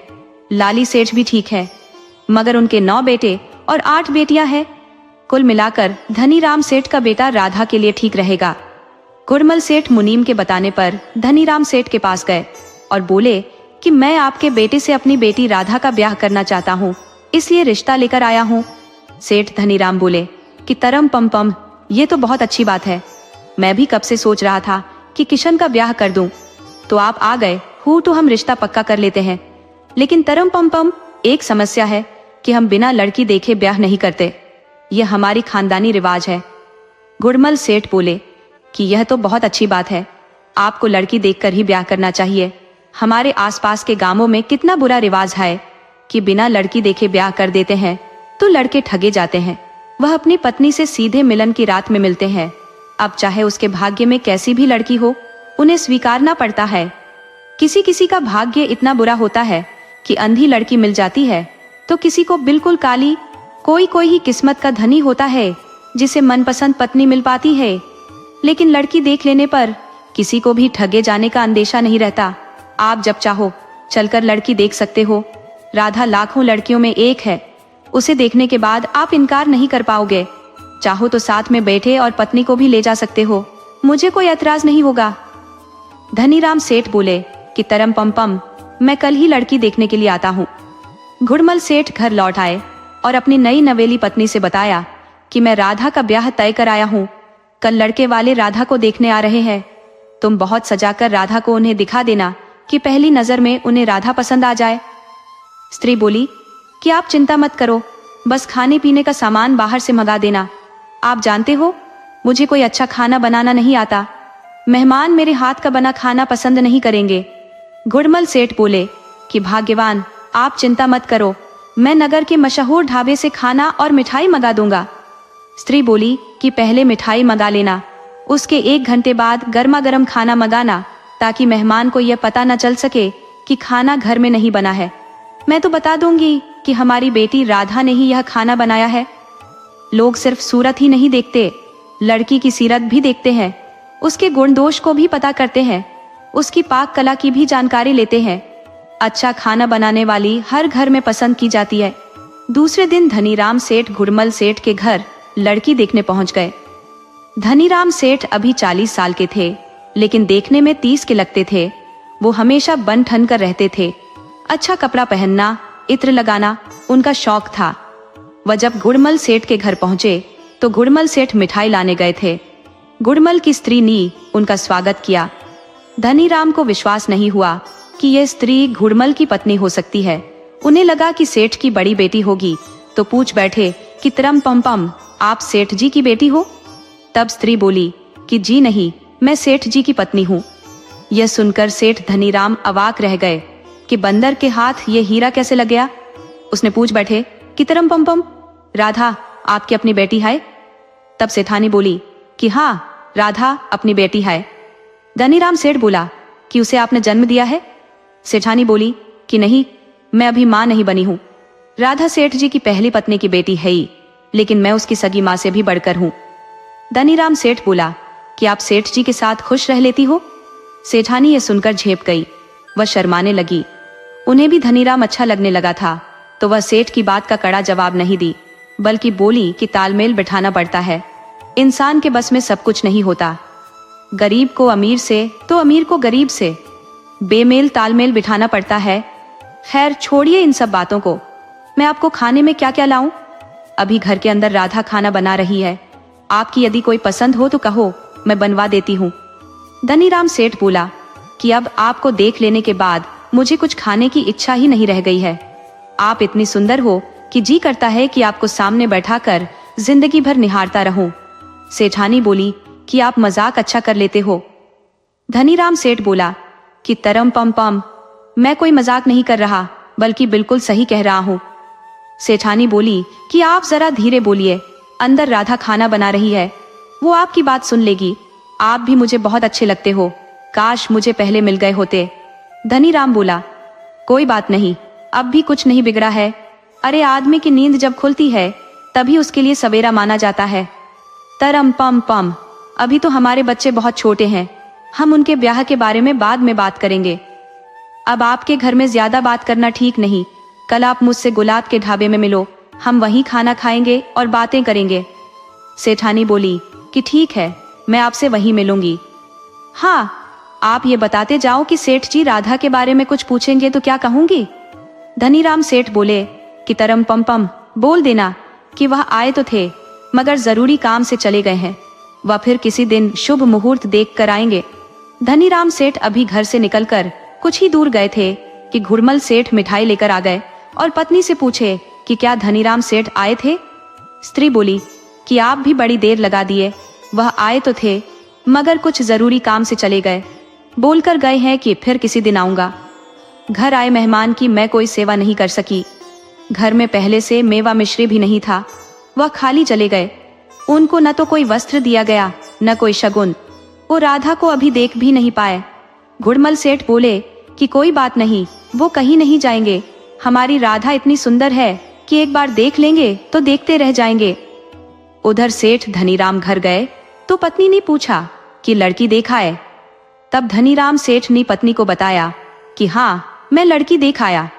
घुड़मल खुद बनमानुष है, उसकी बेटी भी उसी की तरह बनमानुष है। उतनी खराब लड़की हमारे नगर में नहीं है।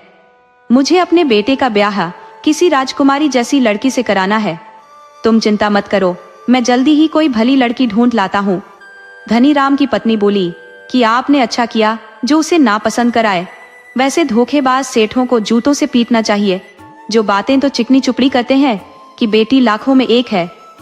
धनीराम बोले कि तरम पम, तुम व्यर्थ में उसके बारे में सोच रही हो। मैं उसका बहुत अपमान करके आया हूँ, बस उसकी पिटाई बाकी रह गई। मैं पीट भी देता, मगर सोचा कि बूढ़ा आदमी है, मर जाएगा, इसलिए छोड़ दिया। सेठ अपनी दुकान पर चला गया, मगर उसका मन तो घुड़मल की स्त्री में लग गया, और वह भी तो एकदम से बातों में आ गई थी, मानो प्यार के लिए जन्मों की भूखी हो। सेठ दिन भर उसके ख्याल में खोया रहा। रात में दुकान बंद की तो आना था घर, मगर चल पड़ा घुड़मल सेठ के घर। वो तो आधी रास्ते में उसकी चेतना जागी कि यह क्या करने जा रहे हो, बनी हुई बात बिगड़ जाएगी। अरे, जब सेठानी खुद से कल गुलाब के ढाबे में मिलने आ रही है, तो फिर उसके घर जाने की जरूरत क्या है, वहीं जो सेटिंग करनी होगी हो जाएगी। सेठ उलटे पांव घर आ गया, किसी तरह करवटें बदलकर रात बीती। सोया था पत्नी के कमरे में, मगर आज उसे अपनी पत्नी दायन लग रही थी। वह रात भर ख्यालों में खोया रहा कि क्या करूं, यदि वह मेरे साथ रहने को तैयार हो गई तो उसे लाकर घर में कैसे रखूंगा। ये दायन मेरी नई पत्नी को घर में घुसने नहीं देगी। अकेली होती तो इसे मार पीट कर चुप भी करा देता।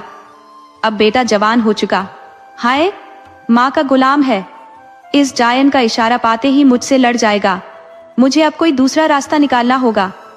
उसने सोच लिया कि यदि वह स्त्री साथ चलने के लिए तैयार होती है तो मैं उसे लेकर किसी दूसरे नगर चला जाऊंगा और उसके साथ ही जिंदगी बिताऊंगा। सेठ समय के अनुसार गुलाब के ढाबे में चला गया तो घुड़मल की पत्नी पहले से ही वहां आ गई थी। वह बोली कि आप आने में इतना देर लगा दिए, मेरी तो आंखें पथरा गई थी आपका इंतजार करते करते। चलिए पहले कुछ खाते हैं फिर बात करते हैं। सेठ बोला कि तरम पम, आपको देख लेने के बाद मुझे कुछ खाने की इच्छा नहीं है। आप कितनी अच्छी हो, जी करता है मैं आपको लेकर कहीं दूर चला जाऊं, जहां हमारे सिवा कोई दूसरा ना हो। हम वहीं सुकून से जिंदगी बिताएंगे। स्त्री बोली कि मैं जब से आपको देखी हूं सो नहीं पाई हूं। मेरी इच्छा है कि आप मुझे कहीं दूर ले चलो, इस शहर से दूर, जहां हम खुशी खुशी जिंदगी बिताएं। ये मेरी जिंदगी भी कोई जिंदगी है जो एक सड़े बूढ़े के साथ ब्याह दी गई, या यूं कहिए कि बेच दी गई। बूढ़ा भी इतना निकम्मा कि किसी स्त्री के काम नहीं आ सकता। उससे ब्याह से तो भली मैं कुंवारी ही थी, परंतु जब आप मिल गए हो तो मुझे अब जीने की चाहत जाग गई है। अब मैं 100 साल जी लूंगी। सेठानी ने अपने जीवन के बारे में बताया कि मुझे खुद पता नहीं कि मेरे माता पिता कौन थे। होश संभाला तो एक बूढ़ी स्त्री के पास थी। उसने मुझे एक साहूकार को दे दिया। साहूकार नी अपने एक साले को दे दिया। मैं उसके घर नौकरानी बनकर रहने लगी। बड़ी हुई तो उसकी बेटी के ब्याह में दहेज में दे दी गई, तो उसकी बेटी की नौकरानी बनकर चली गई। उसकी बेटी ने सेठ से पैसा लेकर मेरा ब्याह करा दिया। तब से सेठ की पत्नी हूँ, मगर अब आप मिल गए हो तो मैं आपकी पत्नी बनना चाहती हूँ। धनीराम सेठ बोला कि हम 1-2 दिन में इस नगर को छोड़ देंगे। मैं अपने घर से कुछ पैसे का प्रबंध करता हूँ। सेठानी बोली कि मैं भी इस मामले में पीछे नहीं रहूंगी। मुझे पता है कि सेठ की बेटी राधा बिस्तर के नीचे तिजोरी की चाबी रखकर सोती है। मैं वहां से चाबी निकालकर फिर तिजोरी खोलकर सारे गहने और पैसे निकाल लूंगी। तिजोरी में इतने पैसे हैं कि हम जिंदगी भर ऐश करेंगे। आप कल की तैयारी करो, मैं आपसे भोर के वक्त अपने घर के पिछवाड़े में मिलूंगी। दोनों ने बात करके भागने का कार्यक्रम तय कर लिया। सेठ दोपहर में अपनी दुकान पर लौट गया तथा भागने के कार्यक्रम पर विचार करने लगा कि यहाँ से जाने के बाद किस नगर में जाऊं कि वह जगह सबसे सुरक्षित हो। वहां तक न तो मेरी पत्नी और बेटा पहुंच सके, न सेठ घुड़मल जा सके। उसने सोच लिया कि संत नगर चला जाएगा, वही उसके लिए अच्छा रहेगा। वह 1-2 बार संत नगर गया भी था, वहां के बारे में जानकार था। उसने विचार बना लिया कि संत नगर ही जाएगा, जबकि घुड़मल की पत्नी ने विचार बना लिया वह विजयनगर जाएगी। उधर सेठ घुड़मल के मन में आया कि सेठ धनीराम से चलकर बात कर लेता हूँ कि वह सही समय निकालकर राधा को चलकर देख ले, तब बात आगे बढ़े, ब्याह की तिथि तय हो। वह चलकर धनीराम की दुकान में आ गया और बोला कि भाई धनीराम, आप हमारे घर आकर बिना लड़की देखे लौट आए, यह अच्छा नहीं किए। आप अब कोई निश्चित समय देकर राधा को चलकर देख लो। मैं तो कहता हूँ कि अपनी पत्नी और बेटे को भी साथ ले लो। किशन ही लड़की को पसंद करे, वही अच्छा रहेगा। अरे, लड़की को लड़के के साथ रहना है, दोनों जब एक दूसरे को देख लेंगे, एक दूसरे को पसंद कर लेंगे तो वही अच्छा रहेगा। चलकर लड़की देख लीजिए। अच्छा रहेगा कि आप अपनी पत्नी और बेटे को भी साथ लेते आइएगा। सबसे बेहतर यही रहेगा कि लड़का लड़की को खुद से देख ले। लड़का लड़की को ही तो साथ रहना है, दोनों की अपनी पसंद ही सर्वोपरि है। धनीराम बोला कि तरम पम पम सेठ जी, क्या है कि हमने अपने कार्यक्रम में कुछ बदलाव कर दिया है। अभी मैं छोटे से बेटे का ब्याह नहीं करना चाहता, मैं चाहता हूं कि अपना ब्याह कर लूं। गुड़मल सेठ बोला कि आप पगला तो नहीं गए हो, भला मैं आपके साथ अपनी बेटी का ब्याह कैसे कर सकता हूं। धनीराम बोला कि तरम पम पम, मैं भला कहाँ कह रहा हूं कि आप अपनी बेटी के साथ मेरा ब्याह करो। मैं दूसरी लड़की से ब्याह करूंगा, बेटे के ब्याह के बारे में बाद में सोचूंगा। गुड़मल सेठ बोला कि आपको शर्म नहीं आती है? अरे, बेटा जवान है, ब्याह के योग्य है, और तुम अपनी ब्याह की बात कर रहे हो। धनीराम बोला कि तरम पम पम, शर्म आपको आई थी क्या, जो 70 साल की उम्र में ब्याह कर डाला। तब गुड़मल बोला कि हमारी बात दूसरी है, हमारे पास कोई बेटा नहीं है, तो बेटे की चाहत में ब्याह कर डाला, जबकि तुमको ऐसी कोई मजबूरी नहीं है। बेटा जवान है, कारोबार संभाल लिया है, वह अपना भला बुरा सोच सकता है, ब्याह होने पर पत्नी का ख्याल रख सकता है। धनीराम बोला कि तरम पम पम, अब बेटा मेरा है, जवान है या बच्चा है उसे मैं जानता हूँ। मैंने तो आपकी बेटी पर कोई टिप्पणी नहीं की, उसे कुछ भला बुरा नहीं कहा, मैं उससे ब्याह की इच्छा भी नहीं रखता। फिर भी आप इतना पिनपिनाए हुए क्यों है? मुझे जब आपके यहाँ कोई रिश्ता ही नहीं करना तो आप कोई दूसरा दरवाजा खटखटाइए, मैं 10 ब्याह करूं, आपको उससे मतलब नहीं रखना चाहिए। गुड़मल सेठ बोला कि तो साफ कहो ना कि मुझे बेटे का ब्याह नहीं करना है, या उसके ब्याह में बहुत से दान दहेज लेना है, हाथी घोड़ा लेना है। धनीराम बोला कि तरम पम पम, जो अब आपके समझ में आए समझ लो, मगर अब यहाँ से जाओ। गुड़मल सेठ अपनी दुकान पर चला गया। उसके समझ में नहीं आ रहा था कि धनीराम पगला गया है या फिर बेटे का ब्याह नहीं करना चाहता, इसीलिए बात को गुमा रहा है। उधर सेठानी और धनीराम के मन में हलचल चल रही थी। भोर के वक्त गुड़मल की पत्नी घर के सारे पैसे और जेवरात लेकर घर के पीछे आ गई। एक वक्त पर धनीराम पहुंच चुका था, दोनों तेजी के साथ भाग लिए। धनीराम बोला कि हम संत नगर चलते हैं। सेठानी बोली कि नहीं, वहां मैं बुरी तरह फंस जाऊंगी, मैं संत नगर में ही रही हूं, हम विजयनगर चलते हैं। दोनों विजयनगर के लिए निकल गए। सुबह में गुड़मल जागा तो घर का दरवाजा खुला था। उसने राधा को आवाज दी कि बेटी राधा, घर का दरवाजा क्यों खुला है और तुम्हारी माँ कहाँ है? राधा उठकर सामने देखी तो तिजोरी खुली थी। वो भागकर घर के अंदर के सभी कमरों में देखी तो हर कमरे में सामान बिखरा पड़ा था और उसकी सौतेली माँ नहीं थी। वह पिता से बोली कि पिताजी, हमारे घर में भयानक चोरी हुई है, और सबसे बड़ी बात कि माँ नहीं है, वो कहीं दिखाई नहीं पड़ रही। सेठ बोला कि वो भला जाएंगी कहाँ, देखो घर में ही कहीं होंगी। सेठ भी दौड़कर घर में इधर उधर ढूंढने लगा। घर का बिखरा सामान, खुली तिजोरी देखकर उसका माथा ठनक गया। वो बोला कि तिजोरी की चाबी तेरे पास थी, तो फिर तिजोरी खुली कैसे? तुम तिजोरी की चाबी रखी कहाँ थी?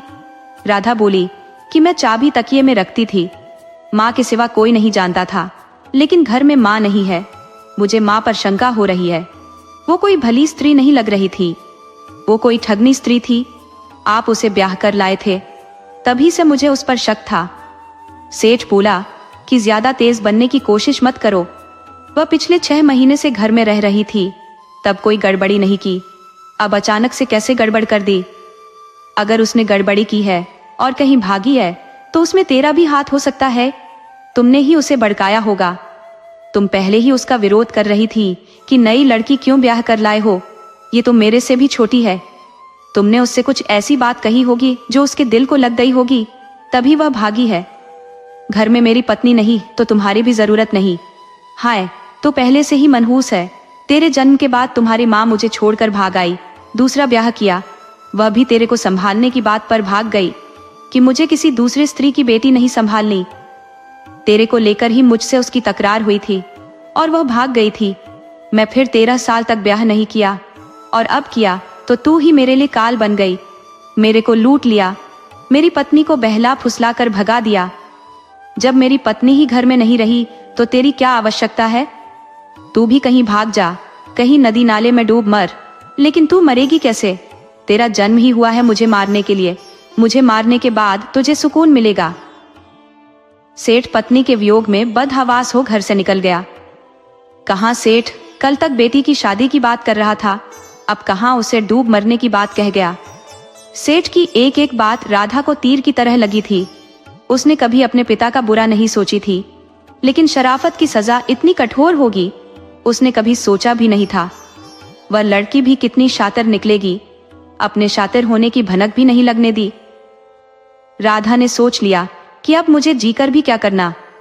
जब सारी बदनामी मेरे सिर पर है तो मुझे अपनी बदनामी छिपाने के लिए और अपने पिता की खुशी के लिए मरना ही होगा। उसने सोची कि यदि मैं दिन के वक्त निकल जाती हूँ तो ठीक नहीं रहेगा।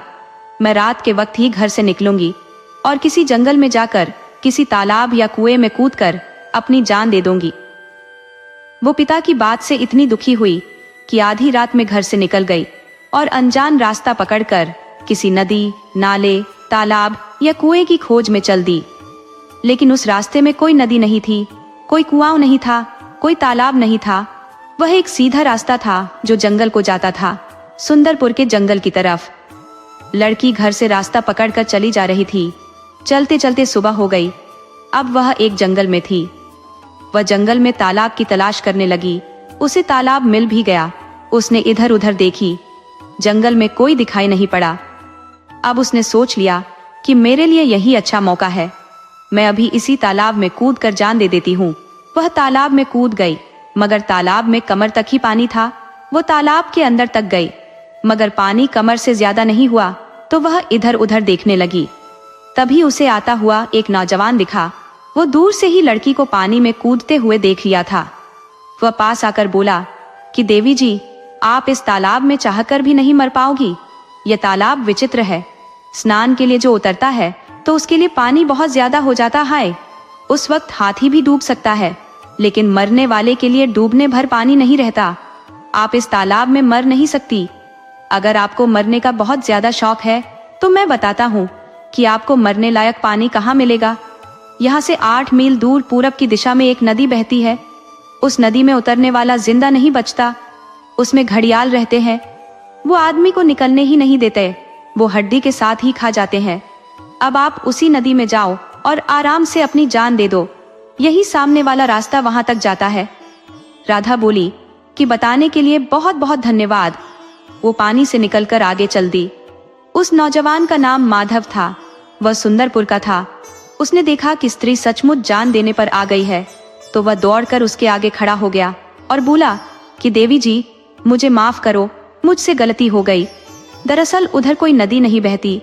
मैं तो यह देखना चाहता था कि आप सचमुच गुस्से में हो या दिखावा कर रही हो, मगर आप सचमुच गुस्से में हो। तो मैं आपके आगे हाथ जोड़कर प्रार्थना करता हूँ कि आप पहले अपना गुस्सा थूक दो, उसके बाद आप मुझे बताओ कि आपको क्या तकलीफ है, किस कारण अपनी जान देने पर तुली हो। आदमी का जन्म बहुत मुश्किल से मिलता है और आप उसे सस्ते में खो देना चाहती हो। ऐसा क्या हो गया है? कौन सी भूल आपसे हो गई है जिसे सुधारा नहीं जा सकता? राधा बोली कि जानकर क्या करोगे। कभी कभी खुद का जीवन पहाड़ से भी भारी हो जाता है, जिसे उठा पाना मुश्किल हो जाता है। मैं अपने बोझ से खुद दबी जा रही हूँ। मेरा बोझ कोई नहीं उठा सकता। माधव बोला कि आप क्या बात करती हो? स्त्री का बोझ जिंदगी भर एक पुरुष ही उठा सकता है। घर में एक स्त्री लाकर उसी के लिए समर्पित हो जाता है, उसके सुख के लिए हर उद्यम करता है। वह कभी नहीं कहता कि स्त्री उसके लिए बोझ है, बल्कि उसे मालकिन बनाकर रखता है। आप कहती हो कि आपका बोझ कोई नहीं उठा सकता। आप मेरे साथ चलो, मैं आपके लिए हर वो काम करूंगा जो संभव हो सकेगा। राधा बोली, यह जोश में आकर कहने की बात है। घर लेकर जाओगे तो आपके माता पिता मुझे घर में घुसने नहीं देंगे, भाई बंधु विरोध करेंगे। माधव बोला कि देवी जी, दुर्भाग्य से मेरा कोई नहीं है। अकेला आदमी हूँ, गरीब आदमी हूँ। बस मुझ में यही कमी है। किसी तरह कमा खा लेता हूँ और मेरे पास कुछ भी नहीं है। खेत में मजदूरी करता हूँ, अपना एक टूटा घर है, लेकिन मैं आपको भरोसा दिलाता हूँ कि कभी तकलीफ नहीं होने दूंगा। मजदूरी करके भी आपको सुखी रखूंगा। राधा बोली कि मुझे आप आधी रोटी भी प्यार से दे दोगे तो मैं रह लूंगी, लेकिन मुझसे कभी अपमान वाली बात मत करना। अगर आपको मंजूर है तो मैं जीने के लिए सोच सकती हूँ। माधव उसे लेकर अपने घर आ गया। माधव का घर अच्छा था, घर अन्न धन से भरा था। घर में दूध दही की नदी बह रही थी।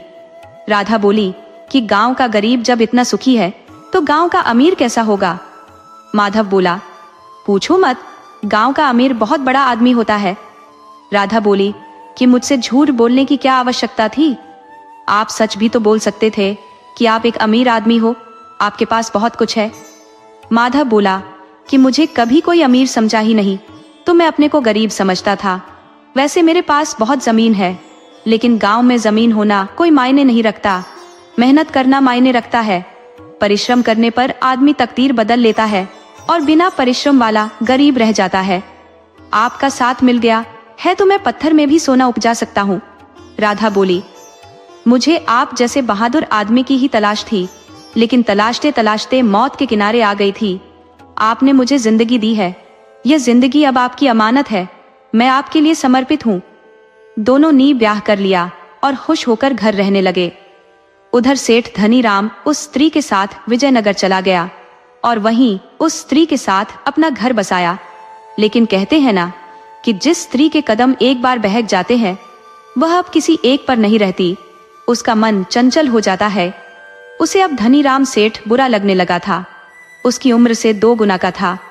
वो सेठ के साथ नगर में घूमने जाती तो कई बार दुकानदार पूछ देते कि यह आपके पिताजी है। तब वह सेठ को पति बताने में शर्मा जाती। वो सोचने लगी कि कोई उपाय लगाकर इसे कैसे हटाऊं। उसे जल्दी ही एक नौजवान मिल गया जो पड़ोस में रहकर मूंगफली बेचा करता था। कुछ ही दिन में सेठानी की आंखें उससे चार हो गईं। तो वह सेठ से बोली कि एक नौकर रख लेते हैं, मुझसे घर का कोई काम नहीं होता।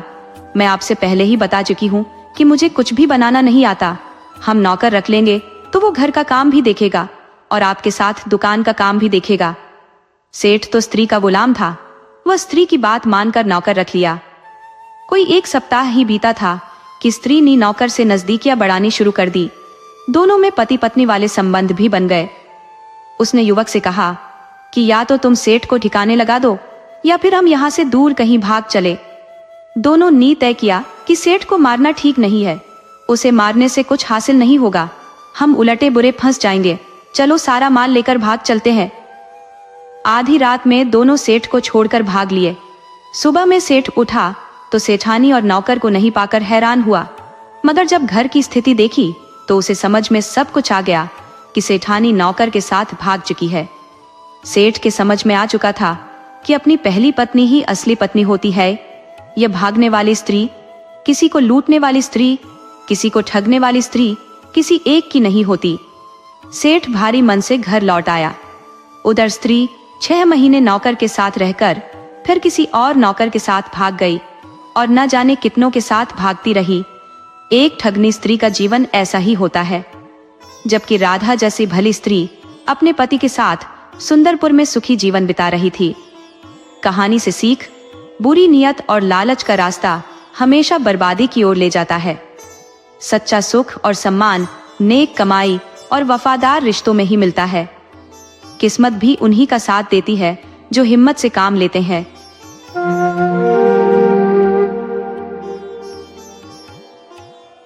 जब इंसान अपने जाने पहचाने माहौल से निकलकर एक नई दुनिया में कदम रखता है, तब उसकी असली परीक्षा शुरू होती है। माया के लिए भी यही बात थी। वह गांव की टेढ़ी मेढ़ी पगडंडियों पर चलती बैलगाड़ी में बैठी थी और उसके मन में कई सवाल घूम रहे थे। जिस घर में वह पली बड़ी थी, जहां हर दीवार और हर कोना उसकी पहचान का हिस्सा था, वह सब पीछे छूट चुका था। अब उसके सामने एक नया सफर था, एक नई जिम्मेदारी थी। ससुराल, क्या वहां उसे अपनाया जाएगा? क्या वह सबकी उम्मीदों पर खरी उतर पाएगी, या यह परीक्षा उसकी जिंदगी का सबसे कठिन इम्तिहान साबित होगी? ससुराल सिर्फ एक घर नहीं होता, यह एक परंपरा होती है। एक ऐसी दुनिया जहां हर नए रिश्ते की डोर नाजुक होती है, हर शब्द का वजन होता है और हर गलती एक कसौटी बन जाती है। माया को नहीं पता था कि उसका यह सफर आसान होगा या मुश्किल, लेकिन इतना जरूर था कि यह सफर उसे सिर्फ बहू नहीं बल्कि एक निडर और समझदार स्त्री बनाएगा। आज से उसकी ससुराल की परीक्षा शुरू हो रही थी, जिसमें हर दिन, हर रिश्ता और हर परिस्थिति उसे परखने वाली थी। क्या माया इस परीक्षा में सफल होगी? क्या वह अपने ससुराल में अपनी जगह बना पाएगी? आइए इस रोमांचक और भावनाओं से भरी कहानी में डूबते हैं और देखते हैं कि कैसे माया अपने धैर्य, हिम्मत और समझदारी से अपने नए जीवन की हर कसौटी को पार करती है। गांव का माहौल और माया का सफर। गांव के कच्चे रास्तों पर बैलगाड़ी की आवाज गूंज रही थी। आसमान में हल्की सी धुंध थी और खेतों में पसरी हरियाली मन को सुकून दे रही थी। दूर कहीं मंदिर की घंटियां बज रही थी और पक्षियों की चहचहाट से पूरा माहौल गांव की सुगंध में रचा बसा लग रहा था। उसी बैलगाड़ी में बैठी थी माया, जो आज पहली बार अपने ससुराल जा रही थी। उसके मन में न जाने कितनी उलझने थी। घूंघट के अंदर से उसने एक नजर अपने पति राजू पर डाली, जो बैलगाड़ी के आगे बैठा था। वह सीधा सादा लेकिन समझदार और मेहनती था।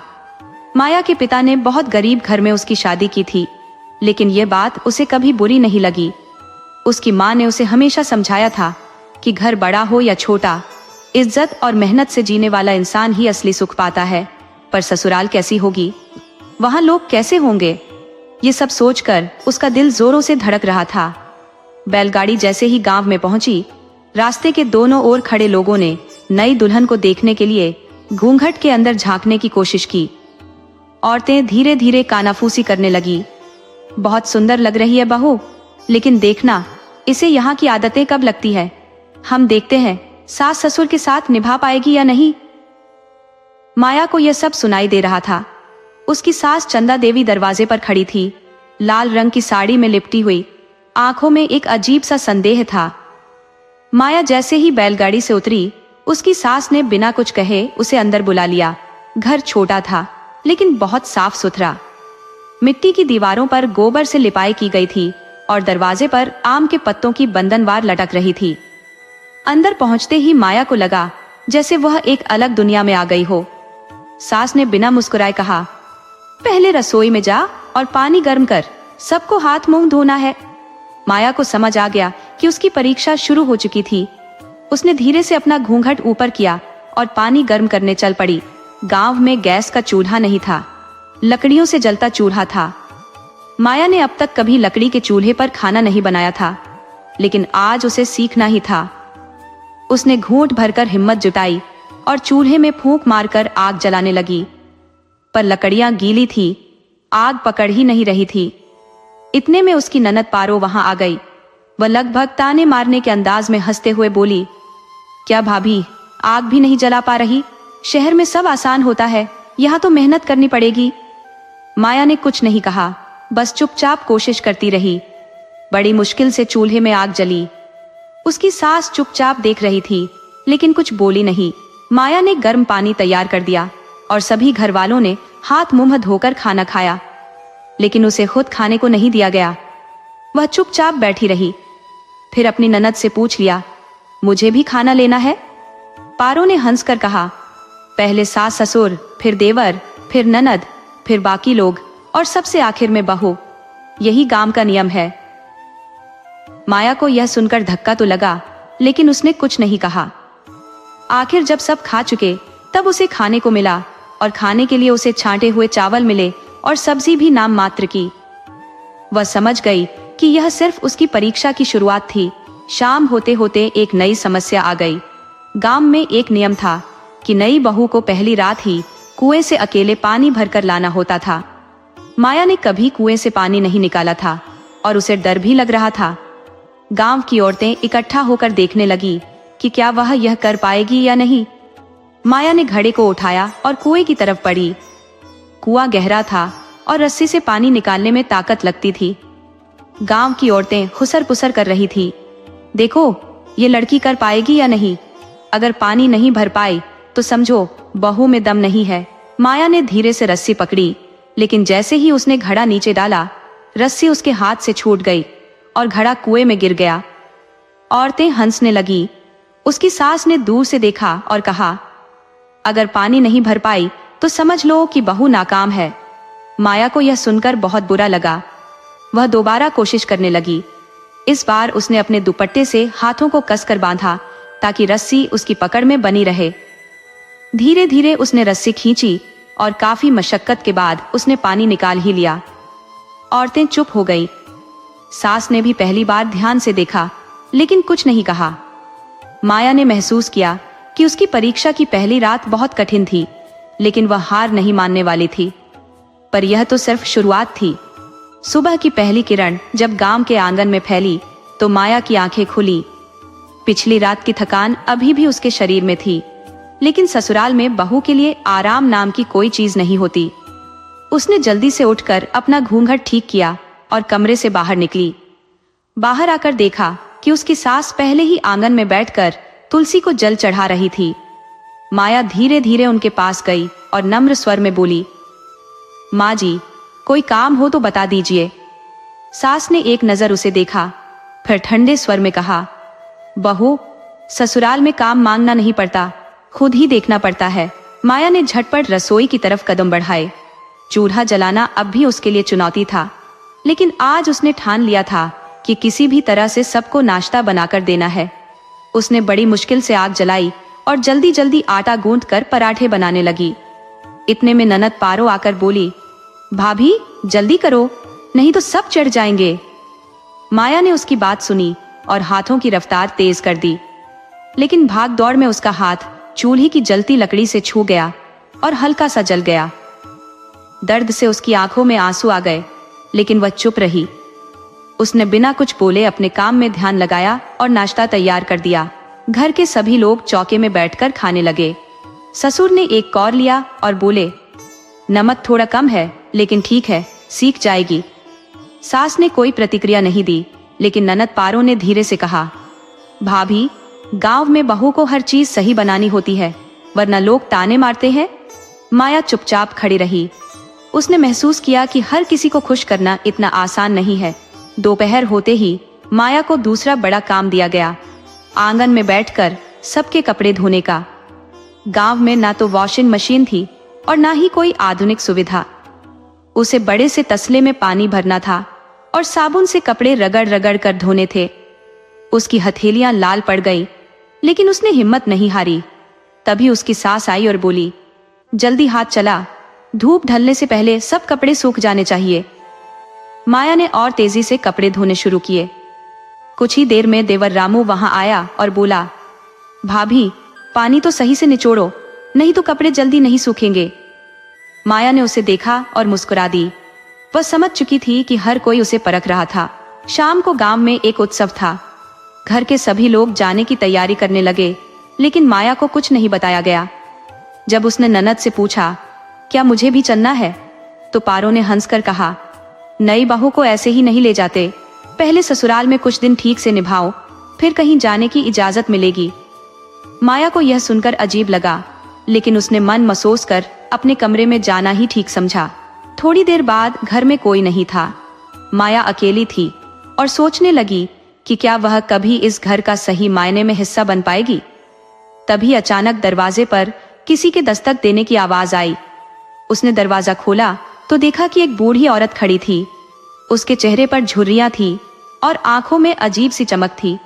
उसने धीरे से कहा, बहू, अकेली बैठी हो? यहाँ नई बहू को यूं अकेले नहीं छोड़ते, तुम्हें बहुत कुछ सहना पड़ेगा। माया ने चौंक कर पूछा, आप कौन है? बूढ़ी औरत मुस्कुराई और बोली, बस एक अपना मानो, मेरी बातों को याद रखना, यह ससुराल तुम्हारा असली इम्तिहान है, जो जीत गया वही राज करेगा। माया को ये शब्द अजीब लगे, लेकिन वह कुछ बोल नहीं पाई। बूढ़ी औरत धीरे धीरे अंधेरे में गायब हो गई। माया सोच में पड़ गई कि यह कौन थी और क्यों आई थी। क्या यह कोई संकेत था या कोई सच्चाई छिपी थी? रात हुई तो घर के लोग वापस आए। सब खुश थे, लेकिन माया चुपचाप रही। तभी उसकी सास ने उसे पास बुलाया और बोली, कल सुबह जल्दी उठ जाना, कल तुझे खेतों में भी जाना है। माया ने सिर हिलाया और अपने कमरे में चली गई। उसे अब एहसास होने लगा था कि ये ससुराल सिर्फ घर नहीं, बल्कि एक युद्ध भूमि थी, जहां हर दिन नई परीक्षा देनी थी। लेकिन उसे अब हार मानने का सवाल ही नहीं था। सुबह होते ही माया की नींद खुली तो देखा कि आंगन में हलचल मची हुई थी। उसकी सास, ननद और देवर सब तैयार हो रहे थे। सास ने माया को देखते ही कहा, आज खेतों में जाना है, जल्दी तैयार हो जा। वहां काम करना आसान नहीं होता, लेकिन बहू को सब कुछ सीखना पड़ता है। माया ने धीरे से सिर हिलाया और जल्दी से कपड़े बदलने चली गई। जब वह बाहर आई तो देखा कि ननद पारो पहले ही घर के कामों में लग चुकी थी। माया ने जल्दी जल्दी रसोई में जाकर चाय बनाई और सबको दे दी। फिर वह सास के साथ खेतों की ओर चल दी। रास्ते में गांव की कच्ची सड़कों से गुजरते हुए उसने देखा कि कई औरतें अपने सिर पर घड़ा रखे जा रही थी। कुछ खेतों में पहले से काम कर रही थी। गांव की यह दुनिया उसे नई लग रही थी, लेकिन कहीं ना कहीं यह सब उसे अपने मायके की याद दिला रही थी। खेत में पहुंचते ही उसकी सास ने कहा, अब ध्यान से सुन, यह काम करने के अपने तरीके होते हैं। फसल काटनी हो तो हंसिया ऐसे पकड़ते हैं और घास निकालनी हो तो घुटनों के बल बैठकर करना होता है। माया ने सिर झुका लिया और हाथ में हंसिया पकड़कर फसल काटने लगी। शुरू में उसे काफी परेशानी हुई। हंसिया पकड़ते ही उसकी उंगलियों में हल्की खरोंच आ गई, लेकिन उसने हिम्मत नहीं हारी। पास में खड़ी एक बुजुर्ग औरत जो गांव की बाकी औरतों के साथ काम कर रही थी, उसे देखकर मुस्कुराई और बोली, नई बहू को ऐसे ही मेहनत करनी पड़ती है, धीरे धीरे सब आ जाएगा। गर्मी बढ़ती जा रही थी और पसीना माया के चेहरे पर बहने लगा था, लेकिन वह लगातार मेहनत करती रही। दोपहर होते होते उसकी सास ने कहा, अब घर चल, खाना बनाना भी तेरा ही काम है। माया ने जल्दी से काम समेटा और घर की ओर चल पड़ी। रास्ते में उसकी आंखों में थकान थी, लेकिन मन में संतोष था कि उसने कुछ नया सीखा। घर पहुंचते ही उसे दोबारा रसोई में जाना पड़ा। आज उसे अकेले ही सबके लिए खाना बनाना था। वह जल्दी जल्दी चूल्हा जलाने लगी, लेकिन लकड़ियां सही से नहीं जल रही थी। तभी ननद पारू आई और हंसते हुए बोली, भाभी, इतना धीमे काम करोगी तो सबको भूख से गुस्सा आ जाएगा। माया ने कुछ नहीं कहा, बस अपने हाथों की गति तेज कर दी। जैसे तैसे उसने दाल, चावल और सब्जी बना ली। जब सब खाने बैठे तो ससुर ने चुपचाप खाना खाया और बिना कुछ कहे उठकर चले गए। सास ने भी कोई प्रतिक्रिया नहीं दी। माया को समझ नहीं आया कि यह अच्छा संकेत था या बुरा। शाम को जब वह आंगन में बैठी थी, तभी देवर रामू आया और धीरे से बोला, भाभी, तुम इतनी मेहनत क्यों कर रही हो? यहाँ सबको खुश रखना आसान नहीं है। माया ने मुस्कुराकर कहा, मैं सिर्फ अपने कर्तव्य निभा रही हूँ, एक दिन सब मुझे जरूर अपनाएंगे। रामू ने उसकी आंखों में आत्मविश्वास देखा और सिर हिलाकर चला गया। रात हुई तो माया अपने कमरे में सोने चली गई, लेकिन उसकी आंखों में नींद नहीं थी। वह सोच रही थी कि क्या वह इस ससुराल की परीक्षा में सफल हो पाएगी। तभी अचानक दरवाजे पर हल्की सी आहट हुई। माया ने चौंक कर देखा तो वही बूढ़ी औरत खड़ी थी जो पिछली रात आई थी। वह धीरे से मुस्कुराई और बोली, बहू, यह तो बस शुरुआत है, तुझे अभी बहुत कुछ देखना बाकी है, लेकिन याद रखना, धैर्य और समझदारी ही तेरा सबसे बड़ा हथियार है। माया ने कुछ बोलने के लिए मुंह खोला, लेकिन तब तक वह औरत गायब हो चुकी थी। माया सोच में पड़ गई कि यह औरत कौन थी। क्या वह सिर्फ एक सपना थी या कोई संकेत?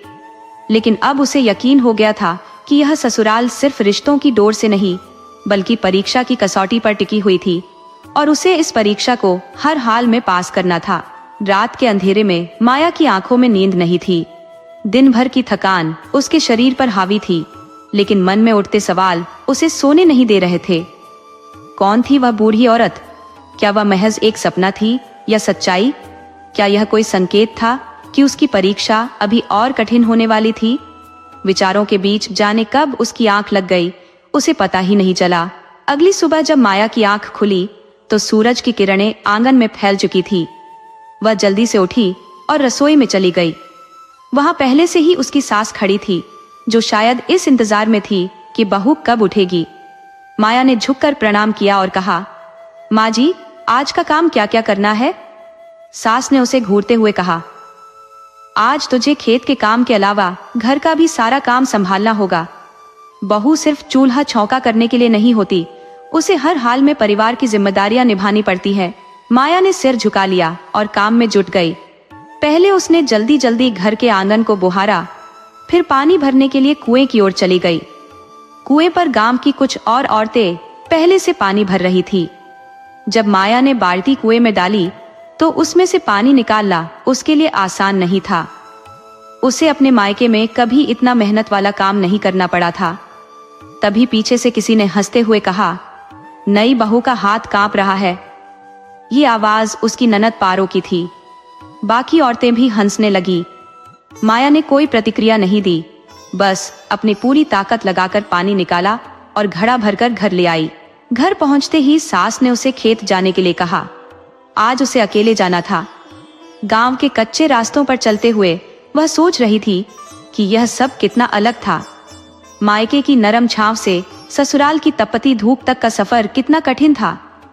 जब वह खेत पहुंची तो वहां पहले से ही कुछ और औरतें काम कर रही थी। माया ने चुपचाप काम शुरू किया। फसल काटते हुए उसके हाथ में एक गहरी चोट लग गई। खून बहने लगा, लेकिन उसने अपने दुपट्टे से हाथ बांध लिया और बिना रुके काम करती रही। तभी पास खड़ी एक बुजुर्ग औरत ने कहा, बहू, इतना मत सहा कर। औरत जब दर्द सहती है तो लोग उसे कमजोर समझने लगते हैं। माया ने उसकी बातों को ध्यान से सुना, लेकिन कोई जवाब नहीं दिया। काम खत्म करके जब वह घर लौटी तो देखा कि सास और ननद चौकी में बैठी थी।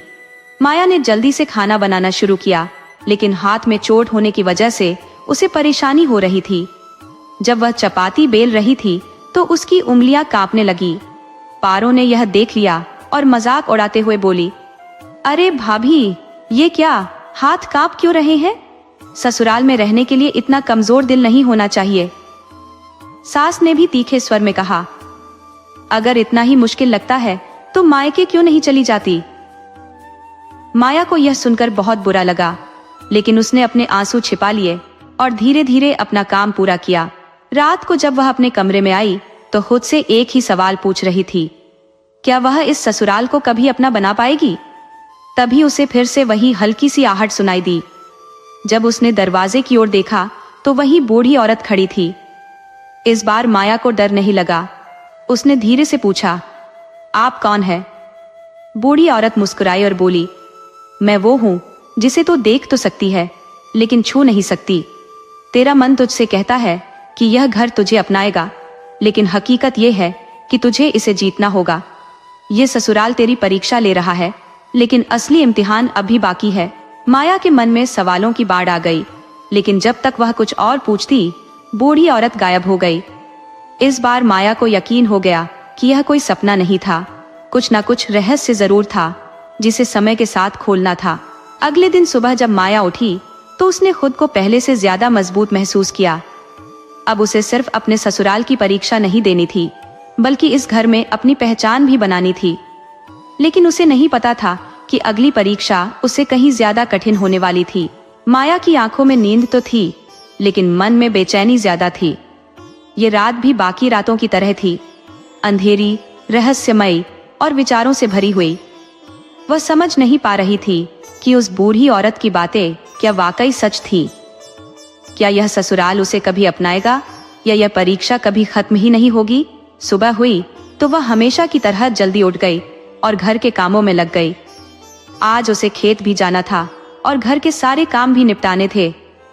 सास ने उसे देखते ही कहा, आज गांव के कुछ मेहमान आने वाले हैं, सब कुछ अच्छे से तैयार करना, कहीं कोई कमी नहीं होनी चाहिए।